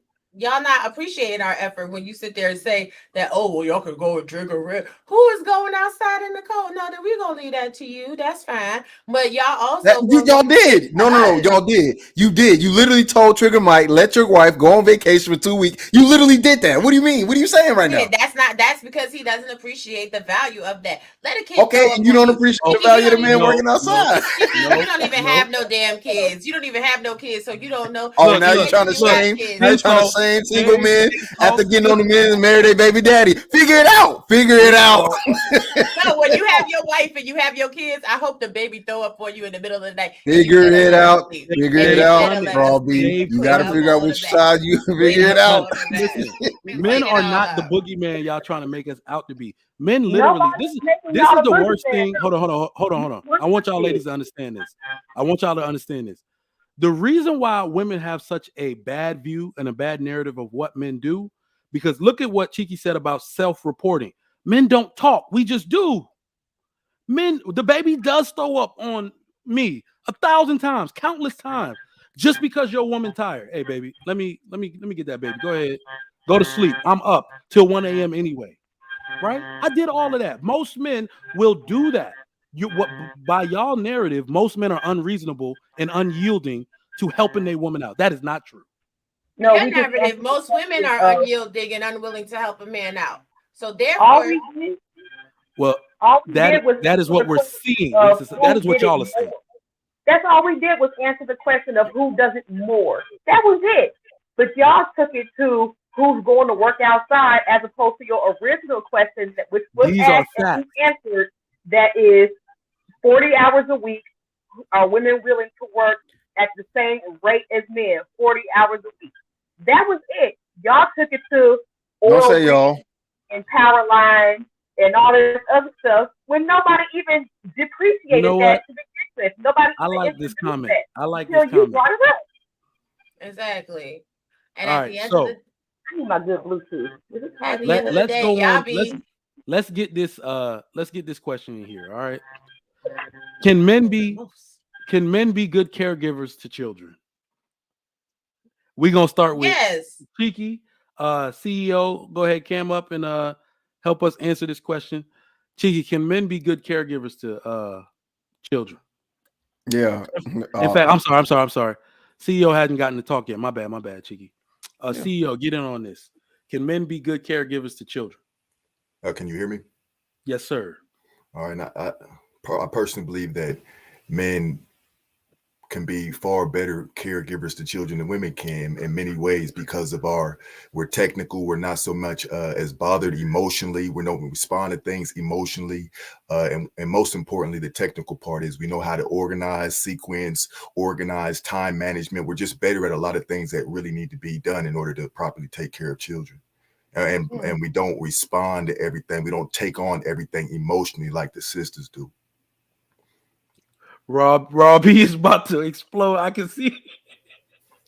Hey, great answer, man. Great answer. Cheeky, what do you think? Can men be good caregivers to children? Yeah, I think they can. I'm not gonna say better because I don't know how to measure that. But what I will say is that they can. I'm a product of somebody that take care of his kids, or his kids. He got more than me. So yeah, I've seen it and experienced it. Bet. All right, so Robbie, since you're leaning in your chair, you want to talk so bad. You're leaning in your chair. Can men be good caregivers to children? I know you probably got something to say before that, but eventually I want you to answer my question. No. I'm going to answer that question because I have to go. I actually have something I have to do. But yes, men can be excellent caregivers. That's why gender roles are negotiable. That's why men are needed in the homes. Men out there, stop procreating and just having children hither and yon with any woman because, as CEO DNP said, y'all are so much better at time management and the lack of emotionality that goes into raising children. And quite frankly, women are lost without you. We need you in the homes to take care of your children and make sure that they are on a schedule. Make sure that they understand structure and logic because us women, we're just so fallible and we need a strong man to be the background to our foreground. We need you to hold it down. So before I leave out of here, I'm going to put a call out. I'm going to put a call to action to all the men in the world. If you got a baby mama out there right now, I'm going to need you to go to, Kmart, get her a little CZ ring. She ain't going to trip out that it's not a diamond. Put it on her finger and ask her to marry you. Go down to City Hall and marry her and then live together and raise your damn children. So that all the women in the world can rest in their femininity and we can stay at home, cook your food, clean your house, fold your laundry, and you can go out in the world and conquer everything. That's what we need you to do. Hallelujah. Amen. All right. So the black man is God. I'm going to call Merriam-Webster's dictionary today. And by the word sarcasm, I'm going to screenshot a picture of Robbie and submit that. Chat, if you agree, just go ahead and put a 1 in the chat for me. But I'm being dead ass serious though. Like, this is the funny thing. Y'all think I'm being sarcastic, and I'm being serious. Since everybody wants to talk about what is a big problem in the community, what a big problem in the community is, men are not marrying women that they're sleeping with, which that problem started in 1964, which then forces women to have to take on task and responsibility that's not in their natural gender role to do. So therefore, I'm holding men accountable because y'all love the hoes. Y'all love to sleep with all the women, and then y'all be talking about body counts. Let's minimize women's body counts. If you are the person that has created a baby, raise your baby. Stay there to the death. You said it started in 1964, but I thought on the show you did about shotgun marriages, the marriage rate was happening because of that. No, it started declining in 1964. Okay, that's what I'm missing. Yeah. But before you get at the brothers, wouldn't you have to get at the sisters who were having the kids without first being married, without first knowing that brother is committed? It's the chicken or the egg argument. No, if we talk about solving the problems about single mothers and children out here in broken families. Aren't you the gateway to that? Aren't you as women the only ones who can stop children from being brought into this world in a broken family? Like if you get with a man and he's not willing to really be responsible, you're the only one who can keep your legs closed and prevent this child from coming into this world without a father and a mother. Like you're the gateway. You're jumping past your own responsibility and trying to say men stop having sex with these women. It's like, no, women stop having sex with men who have not put a ring on your finger. Stop. No, You know, that's you. I mean, no, isn't that no. what See, you're because for? hold on a second, Callie, because I got to go. But I like that you threw that in there. You know what I'm saying? I like your background, I like the voice and all this and all that, right? But men can go ahead, all the high value men in the world, they can go ahead, do a little nip tuck, have a vasectomy, store their semen until they're ready to be fathers, and then they can use that to procreate and have these children. Because the reality is, ovum. Right? I've been told this like, oh my God, for so many years on YouTube, right? It's the black man is God, the man is the king, and you can't have no baby without the sperm from a man. So therefore, a woman can have sex with literally everybody. Only one of y'all are going to be responsible for that baby. So since y'all have so much complaints about women and what women do and how women are 304s and all of this and all of that, the onus is really on you. Because why would you want to sleep with a woman that wouldn't want to make you put a ring on her finger before you chose to lay down with her? See, we could do this back and forth all day. Now, All women day. like me that didn't have children until after I was married and in my late 30s because I planned them. And I was told that that's stupid because I'm black. So black people don't plan kids or whatever. I can sit here and say a lot of people are foolish as hell. Stop sleeping with everybody. And Cheeky will tell you, I tell all the time, keep your genitalia to yourself.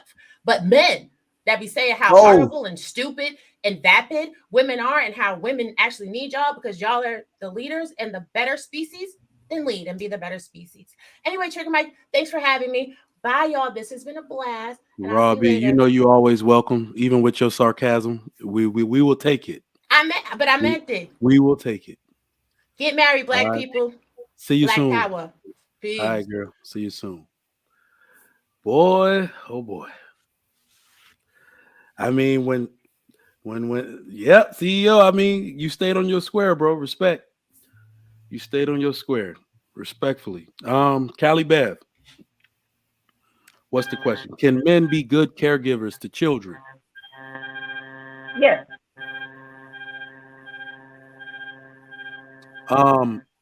As good as women? Different than women. After infancy. I like to say that because I know y'all like, well, the baby need his mama. Okay.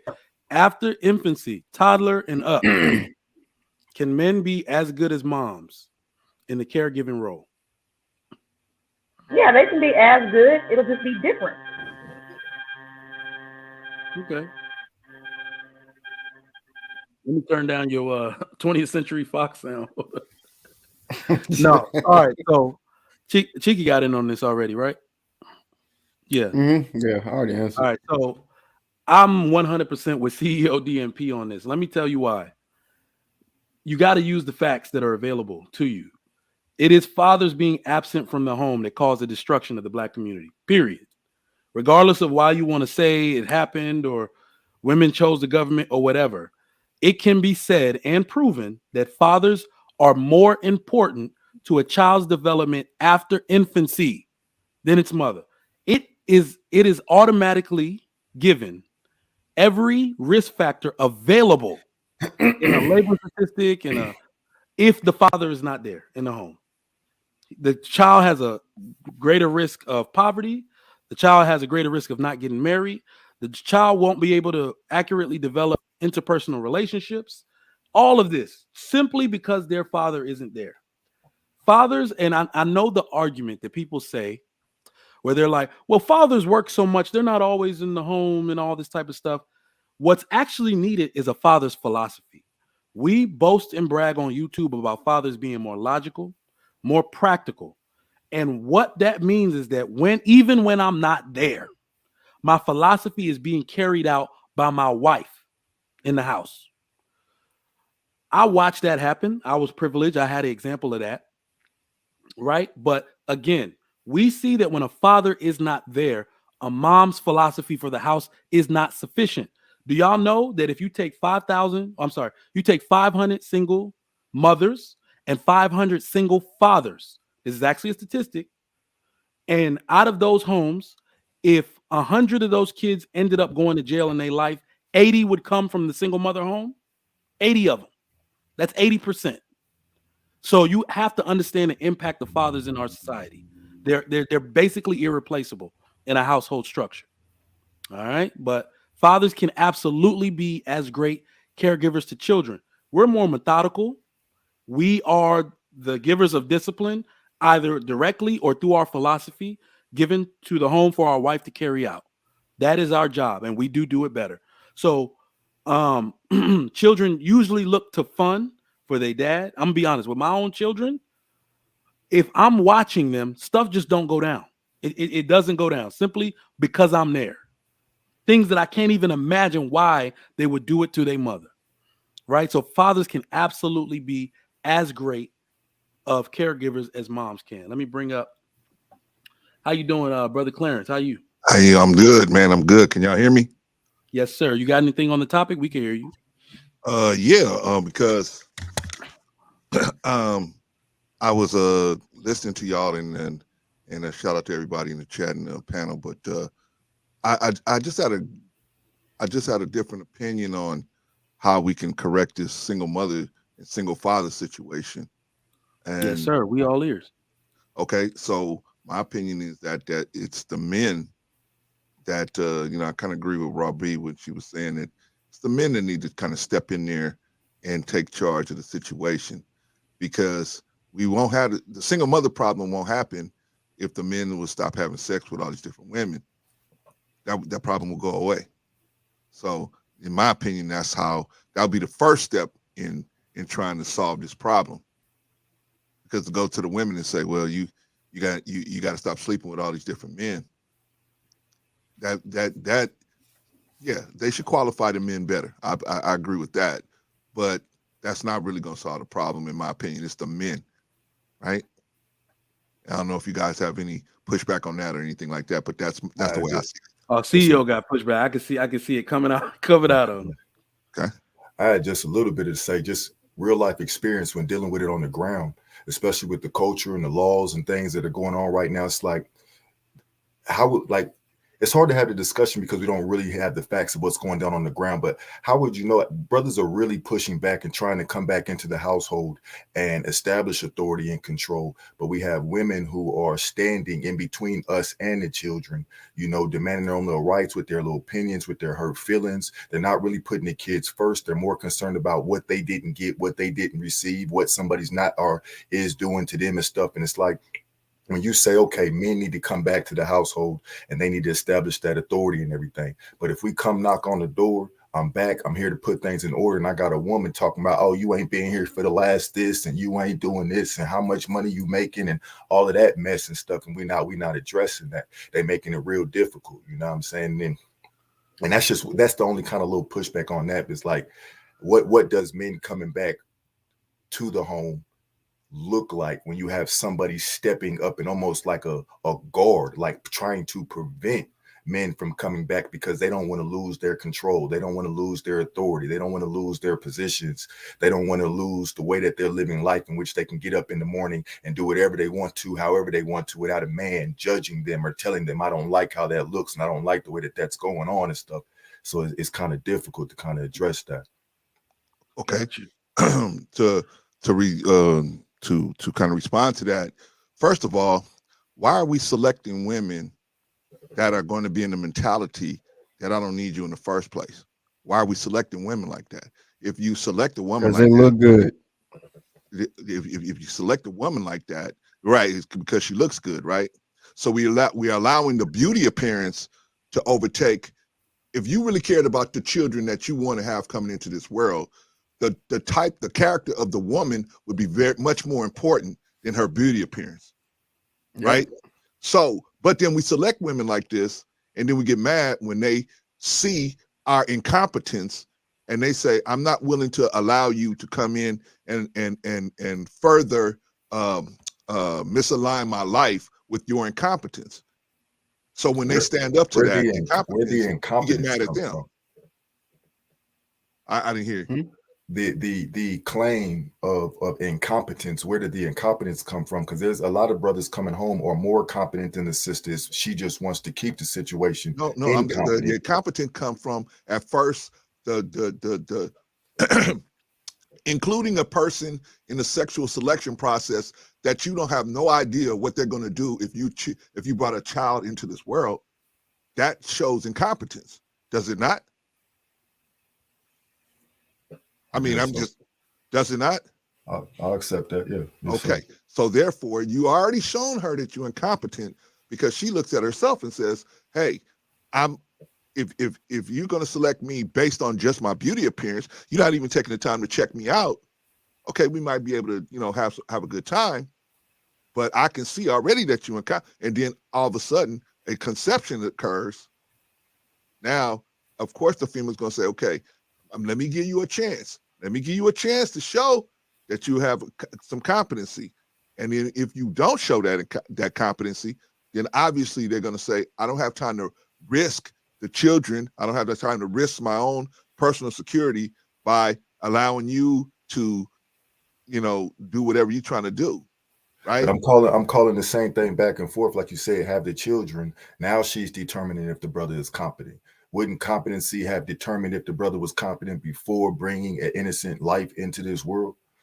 Well, see, women are like us in a certain point where they feel like, hey, we can have a good time, but ultimately they will feel like, well, let me say it this way.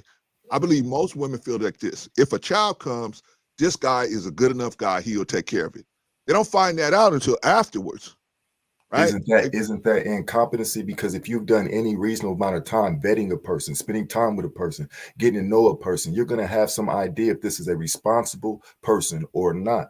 Like, you're not going to be already pregnant or already have a child, then trying to determine if a man is competent or not. That should have been a priority before you ever were willing to lay down and have sex with it happens every day. Let me jump in. Let me jump in here with this one. Yeah. Well, you guys said that women are inferior thinking. You guys said that twofold problem. Inferior thinking. Yeah. It's a twofold problem, Brother Clarence, because no man is going to sit here, especially a man that wants the best for the community, that takes care of his kids. It's a twofold problem. And the interesting thing is that I think from what I'm hearing, Mr. Clarence, you're a traditional brother, right? Like you think about it more traditional. So am I. And the one thing we do as traditional men is that we realize that any catastrophic failure of society has always been the fault of the men. There you go. But this particular society, somehow, I believe 50% of the blame is on the women. Let me explain why. Okay.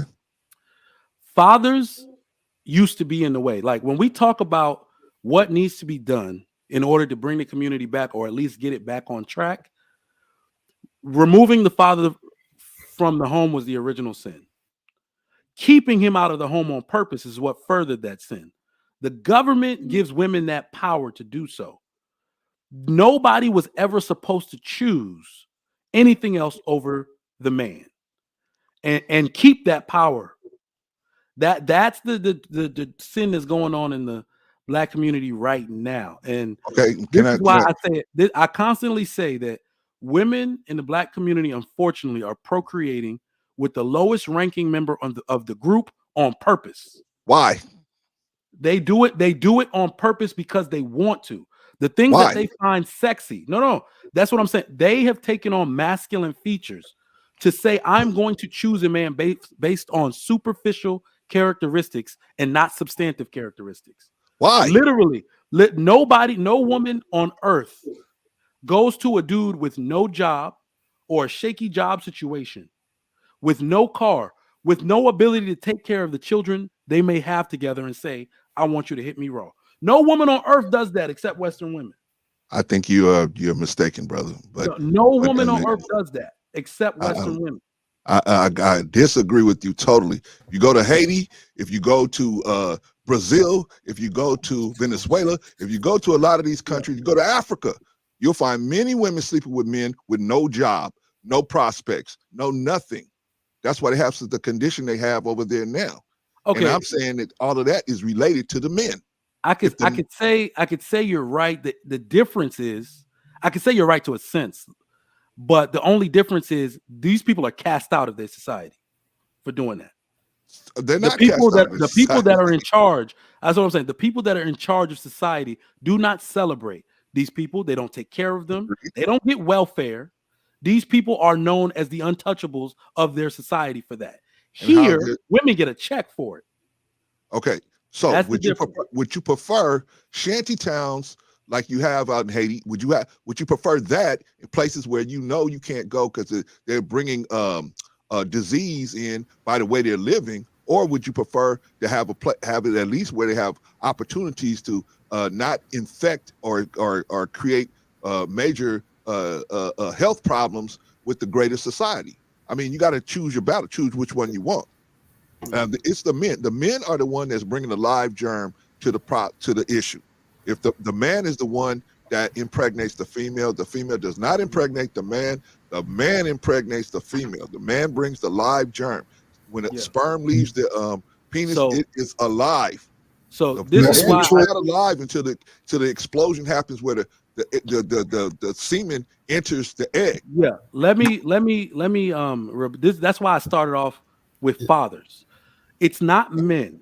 This is the thing. Everybody says men need to practice more D-discipline, right? Of Other course. than cheeky banter, I do not know a man in 2023 practicing D-discipline. I don't, not one. And I know thousands of men. Okay, the reason that's important to note is because biology will tell you men cannot resist women sexually. We can't. Open legs, somebody gonna hit it. Somebody's going to hit it if the legs are open. I disagree with you. All right. So what you need to put in the way of that is another man, a guard at the gate, a dad saying, I need something out of you before you get this prize from my daughter. That's the only thing that can stop it. Men will hit. Like that's what I'm saying. It's literally our biological purpose to do so. And once you touch it one time, you ain't stopping. Okay, so it's women's biological process to have sex with men as well, right? Absolutely. Right. Okay, so why are we looking at them to fix this situation then? No, we're not.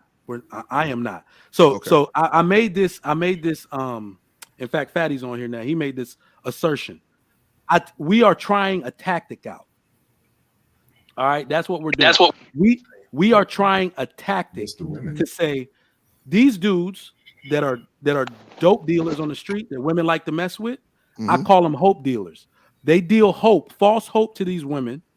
Agreed. And these women sleep with them. So on every drug drama, how do you stop a drug dealer from dealing? How do you stop it? You cut off his supply, or you get his buyers to stop buying from him. Okay. So the first line of defense is to tell women these men are not worthy of you. That's not going to work. No. That's the first line. The first line of defense is to cut the supply, because that's what we've always done. That's what I'm saying, brother. I'm agreeing with you. A father used to limit access to the valuable women of society. Cut the supply of penis. Exactly. And that's on us. You got to cut the supply of penis. No. That's what I'm saying. That's never been what happened. You cut the supply of access. You can never cut the supply of penis. Like, you can never do that. Why not? What's stopping us from saying what you're saying is men have the ability to control other men? Let me say this, Trigger Mike. Yeah. What's stopping us as men from saying, if I'm gonna sleep with somebody, then I'm gonna take the time to investigate the person a lot thoroughly than just, I saw her at the club, she had the fat booty, I'm gonna take her home and knock her down or whatever, right? What's stopping us from saying that? It's a math problem. Hey, bro, Clarence, let me ask you a question, bro. Prior to conception, who is the responsibility? The man. It's only on the man. Correct. Okay, so let's deal with that. So you're saying two people are coming involved, male and female, equally. Well, you're not saying they're equally responsible, but there you go. Basically, you're saying one is incompetent, because that's basically the only. I didn't say that. They said that. Hold on. Basically, what you're saying is there's one party that is competent, correct, and one party that is incompetent. That's what was said before I got on the program. Yes, that's what you're saying when you're not trying to hold the woman responsible for nothing. When you're only advocating responsibility to one side. I'm not only advocating society to one side. I just asked you that. I literally just asked you. I'm saying who has the power to make it No, happen. I didn't. No, said that's us. not what I. Okay, so I'm gonna ask you one more time. That's not what I asked. Okay, you asked me one more I time. said prior to conception, who has responsibility? That's my words verbatim. Okay, both people. Let me rephrase that. Thank Both you. Okay, people let's start have with responsibility. that. Okay, that's what I said. Okay, so let's start there. Okay. All right, so since both people have responsibility, it is both people's responsibility to choose. Because we're supposed to be having sex to do what? To make babies. Okay, so it is both people's responsibility to properly vet each one. Correct. Agreed. Okay, so let's continue from there. Okay. Since now the world has provided with one person more power than the next. Okay. What now transfer the responsibility from that child even being born before anybody get responsibility to even take care of the child? Okay, who is the person that has the power? So we can be on the same page. No, I'm asking you. I know you said that. I'm asking you who you referring to because you never made a definitive reference. I asked you a question. Now you're asking me a question. I'm trying to get more clarity before I answer the brother. Okay, so I'm gonna ask the question again. Since we already know that two parties have responsibility. Correct. Agreed. The world we live in has now given one of those parties immense power. Okay, and I'm asking you, who is that person? Who is the party that has the immense power? Birth control, child support. I mean, everybody knows that. Even the woman up here knows that. Even with the part about contraception involved. Okay. That's power to keep life from coming into this world. Now, we already know, we all heard this line, with great power comes great responsibility. We love quoting that. We love the movie that it came from. Okay. But no one wants to use that as a baseline for any argument. We already want to defer to the default, which is the man, which I agree with. We need to take responsibility as a man by default. Okay. But not by where the power, who has the power in their hand, which is the way the world works. Okay. I mean, if you accept that you are powerless, then you should accept that. I think you kind of. That's kind of where I was going to go with it. I'm going by what the man just said. That's not what I'm saying. I'm just going by what the man just said. Based on what he just said, he said the world we live in has you powerless. This person has immense power, meaning you don't have power. I didn't say powerless. Okay. Once again. Well, if you say this person has immense power, that means there's a dramatic difference in the amount of power you have. That's not powerless, correct? Is that powerless? Just about, right? Okay. No, see, the words you use are very important, brother. I never said powerless. I'm not trying to get off on that. So please, let's stick with the issue. I'm not trying to get into semantics. All I wanted to say is it's not semantics because my words are very important. Men have control. You have control, and you can opt out of sleeping with women that are not up to the character that you need. And we already discussed both parties have that. But I'm talking about the men. I'm talking about the men right now. If you want to talk about women, we can talk about women. But I'm talking about the men. It's not about talking about one side or the next. It's about what is. That's the part. You came up here for an argument against men. And I'm not talking about men or women. I'm talking about what is. I mean, even with the power of birth control, are we saying that y'all just shoot up the club without verifying that the person is taking the birth control consistently? That's a good question. A great question. Some do.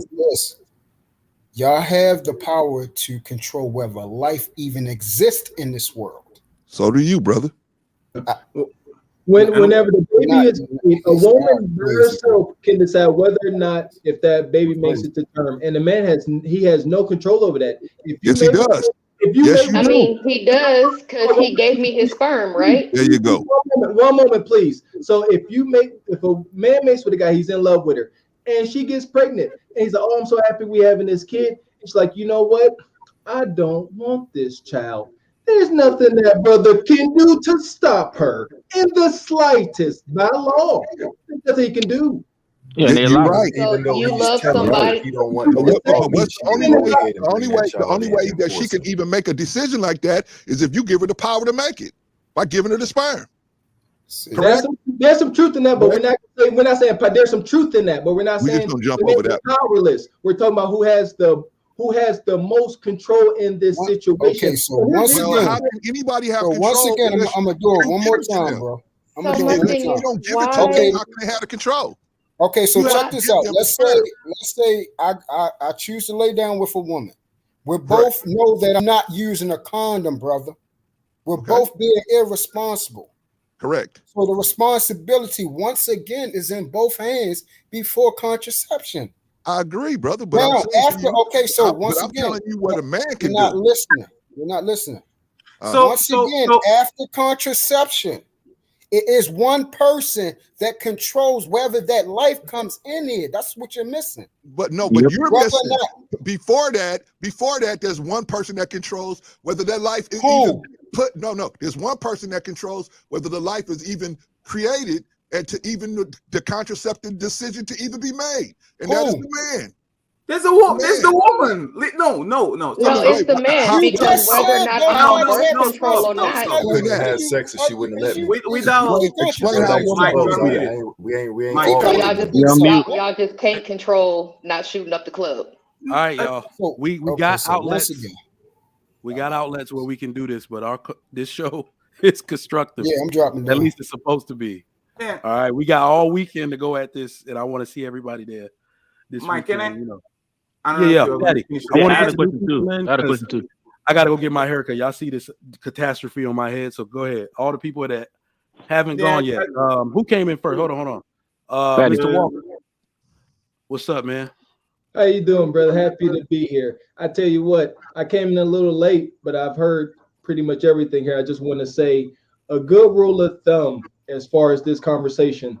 Whoever is going to suffer the most from this action should assume the most accountability and responsibility. So if I'm going to be suffer the most from this decision, the accountability must fall on me. And here's the thing, the overwhelming cry is these single moms who have my heart, these single moms who are out here and they're saying how hard it is. So if I'm a woman, and I'm not, if I'm a woman and I would take that responsibility because I'm sitting here with this kid. That's the cry. I'm by myself. I'm alone raising this child. I need to be accountable. Here we go. And that's just what it is. If the majority of the hardship falls on you, you should claim the accountability. And today's overwhelming outcry is that single moms are having a hard time. No, we should claim the accountability, but we're not claiming your accountability. That's all that is. All right. Oh yeah, So that's the thing. you got to understand.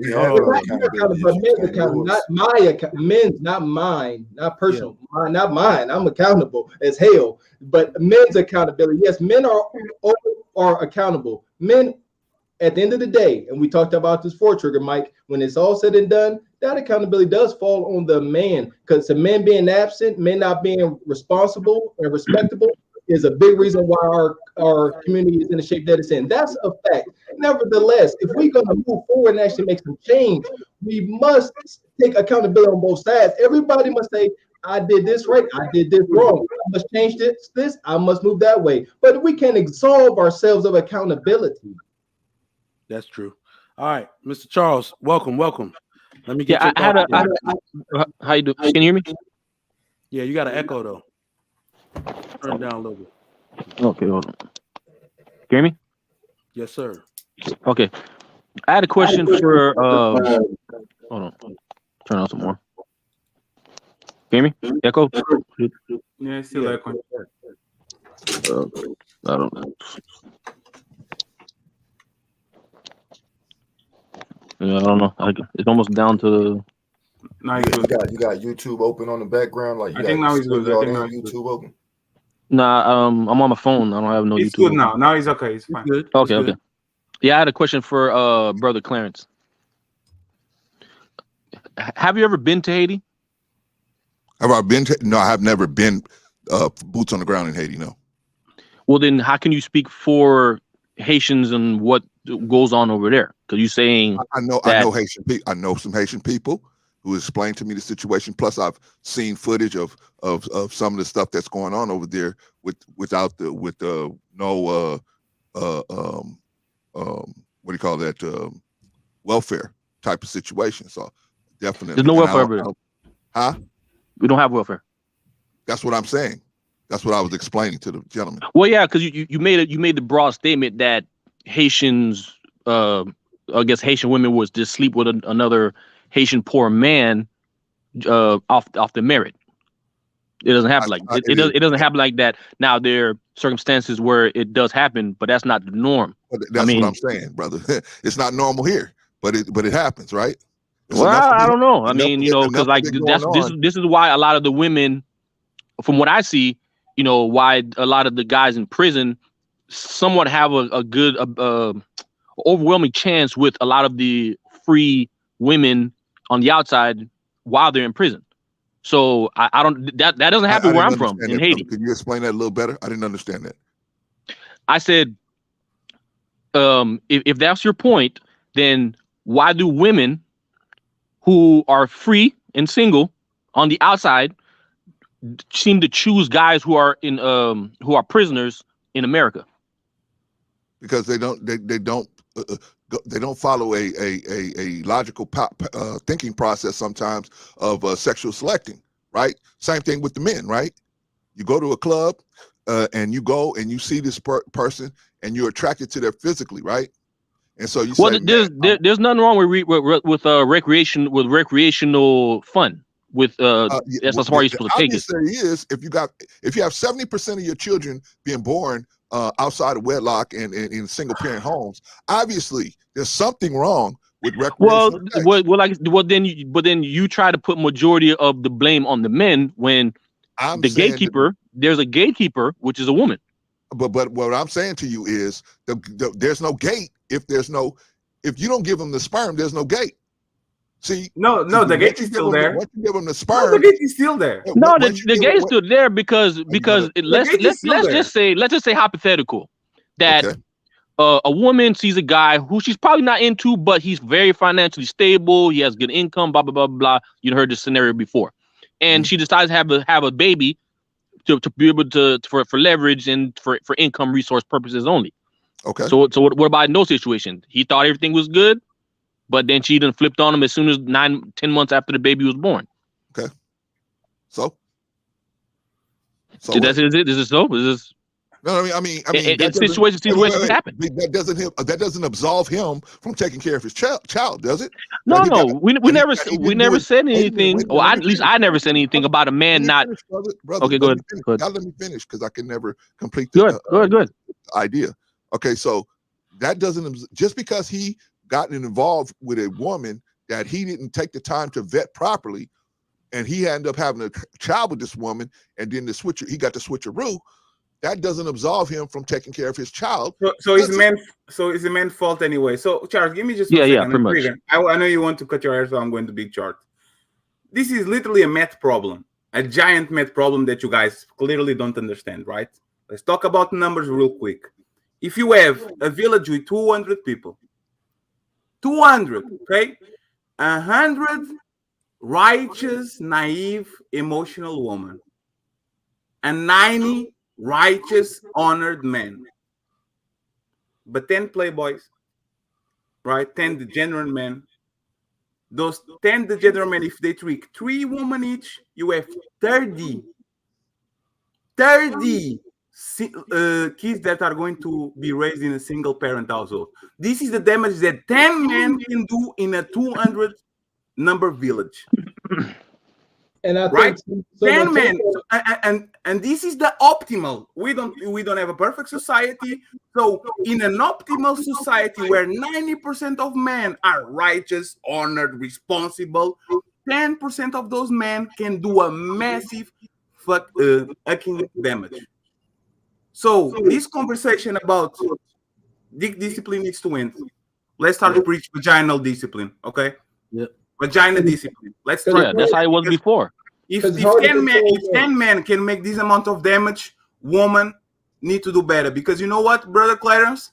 If 100 women don't want to have sex before marriage or want to practice conception before marriage, nobody gets born. So thank you for having me, Trigger Mike. Well, I disagree with you. I disagree with you. Right, and so, you know, and wait. Can I let me say this, brother? Go ahead. You know, the brother made a point, and then he left, right? Because he knew I was coming for that ass. But that's okay. He made a point. I gotta go. My appointment's at 1. Look, I got a question for y'all before I get out of here. And look, anytime you want to come up, you are more than welcome, sir. Your opinion is valid here. I got a question for the panel. It's a yes or no because I got to get out of here. Are gender roles negotiable? Callie Bev. Yes. Awesome. CEO, DMP, are gender roles negotiable? No. I like the conciseness. Mr. Charles, are gender roles negotiable? Last year, yes. This year, moving forward, no. 2023 and up, hell no. 2023 and up, no negotiation. We do not negotiate with no terrorists. Bet. Mr. Walker, are gender roles negotiable? That's a tough one, man. I was just telling you yesterday, I don't mind doing laundry and stuff. Yeah. Context. I hate to say it, yes and no. That's my answer. All right, cool. Brother Clarence, are gender roles negotiable? Unfortunately, yes. Based on the LGBT community, unfortunately, yes. Woo! You giving me a whole nother topic because I want to dive in so bad. Like I'm about to. Oh. Hey, I gotta bring my mans up, even though I'm about to be out. What's up, Beans? You want to say something real quick? Yeah, man. I just want to say, bro, it's really good to see you in this role, bro, as a moderator in the leadership role, bro. I like it. To answer the question you just asked, yes, I think it goes by the person. Not everybody qualifies for the same thing. So, and not everybody is actually prepared to perform every role. So, you know, it's just, we're always going to have people who fall outside of the line. But for real, bro, it was really good listening to you rock, listening to you manage the panel. I'm glad to see you in this role, bro, and I'll definitely be tuning in. Hey, respect, man. I appreciate that. You know, you're one of my favorites. We're going to rock out. Same to you. Ever. All right, y'all check my man out. Dope. I seen your little podcast. That's dope. Right. He on all the time. Make sure you subscribe to his channel. Anybody else want to shout out their channel while we still got a little time? Yes, for sure. Hey, check me out over at Cart Before the Horse Productions. Me and my man Gavin X. We have very similar conversations, as you see. This is all we talk about is challenging ideas and moving the needle forward and moving in a way that's better for the babies. That's all. My man, check them out. Good talking points. Anybody else want to shout out their platform? No, I'm just gonna take off, brother. I appreciate y'all. Thank y'all, man, for having me. Peace. Yes, sir. You're welcome anytime. Check out No Muzzle Gang. Yo. No Muzzle Gang Sniper, whatever. I make the merch. I make t-shirts and other vinyl stuff. DM me on Insta and I can hook you up. I appreciate that, Callie Bev. Y'all check her out. Dope stuff. All right, girl. See you later. All right, it's been another great Trigger Mike show. We might have to do a part 2. That got heated. That got contentious, but I appreciate y'all for rocking with the show. Tonight, we got the big show on the Lapeef Network. Make sure y'all go down there. Subscribe if you have not. I know I sent a lot of links out. If you are not subscribed to the Trigger Mike show, if you have not subscribed to the Lapeef Network, make sure you do so right now. Hit that bell for notifications so you can know when we get on here. We might even be trying out a few different times so y'all can get a bulk of the conversation in. But this was another great show. Make sure to subscribe. I also have my personal platform, Trigger Mike Show, on YouTube. We might take some of these topics and, you know, change it around a little bit, but we're going to keep the bulk of that morning content on this fire network. The people need to hear this. Make sure y'all share this with your loved ones. Anybody at work can listen. All right. Follow all the people that just came and told you to follow their platform. They doing big things. Tonight we got the big show, so y'all make sure y'all come to the Lapeef Let's Show Talk tonight. All right, the Lapeef Let's Show Talk in the evening. Get that notification, hit that so you can know when the time is coming. I appreciate all the super chats. Let me read those real quick. Going up, going up. All right. The gym, $5. Appreciate that. Just for support, keep doing your thing. Mike, keep doing your thing. I appreciate that, big dog. For the love of the game, indeed. Clement Gray says 246. Second donation thus far. Much love. Appreciate that, bro. Clement Gray, $2 said men outwork women, even die. After we die for you. Absolutely. Russell Sharp, $5. Passport bros get mad, but go where we choose. BBLDR. For sure, for sure. Raw B, thank you for coming through today, Raw B. You always welcome. Y'all just don't like women. I refuse. You know that's Raw B energy. 25 hours out of the day. Clement Gray, $5. $5. Stop the cap, ladies. How you gonna outwork men when in most cases you dropping children off to parents so you can work, gym, etc., while men pays them? Ooh, shots fired. The accountability partner, my man, Raw B. The majority of homes have two parents. Sheesh. Hey, man, I appreciate y'all for coming out. We out. I'll see y'all tomorrow. All right, you know, this gig is Monday through Friday. I appreciate y'all for rocking out. See y'all tomorrow. Tune in.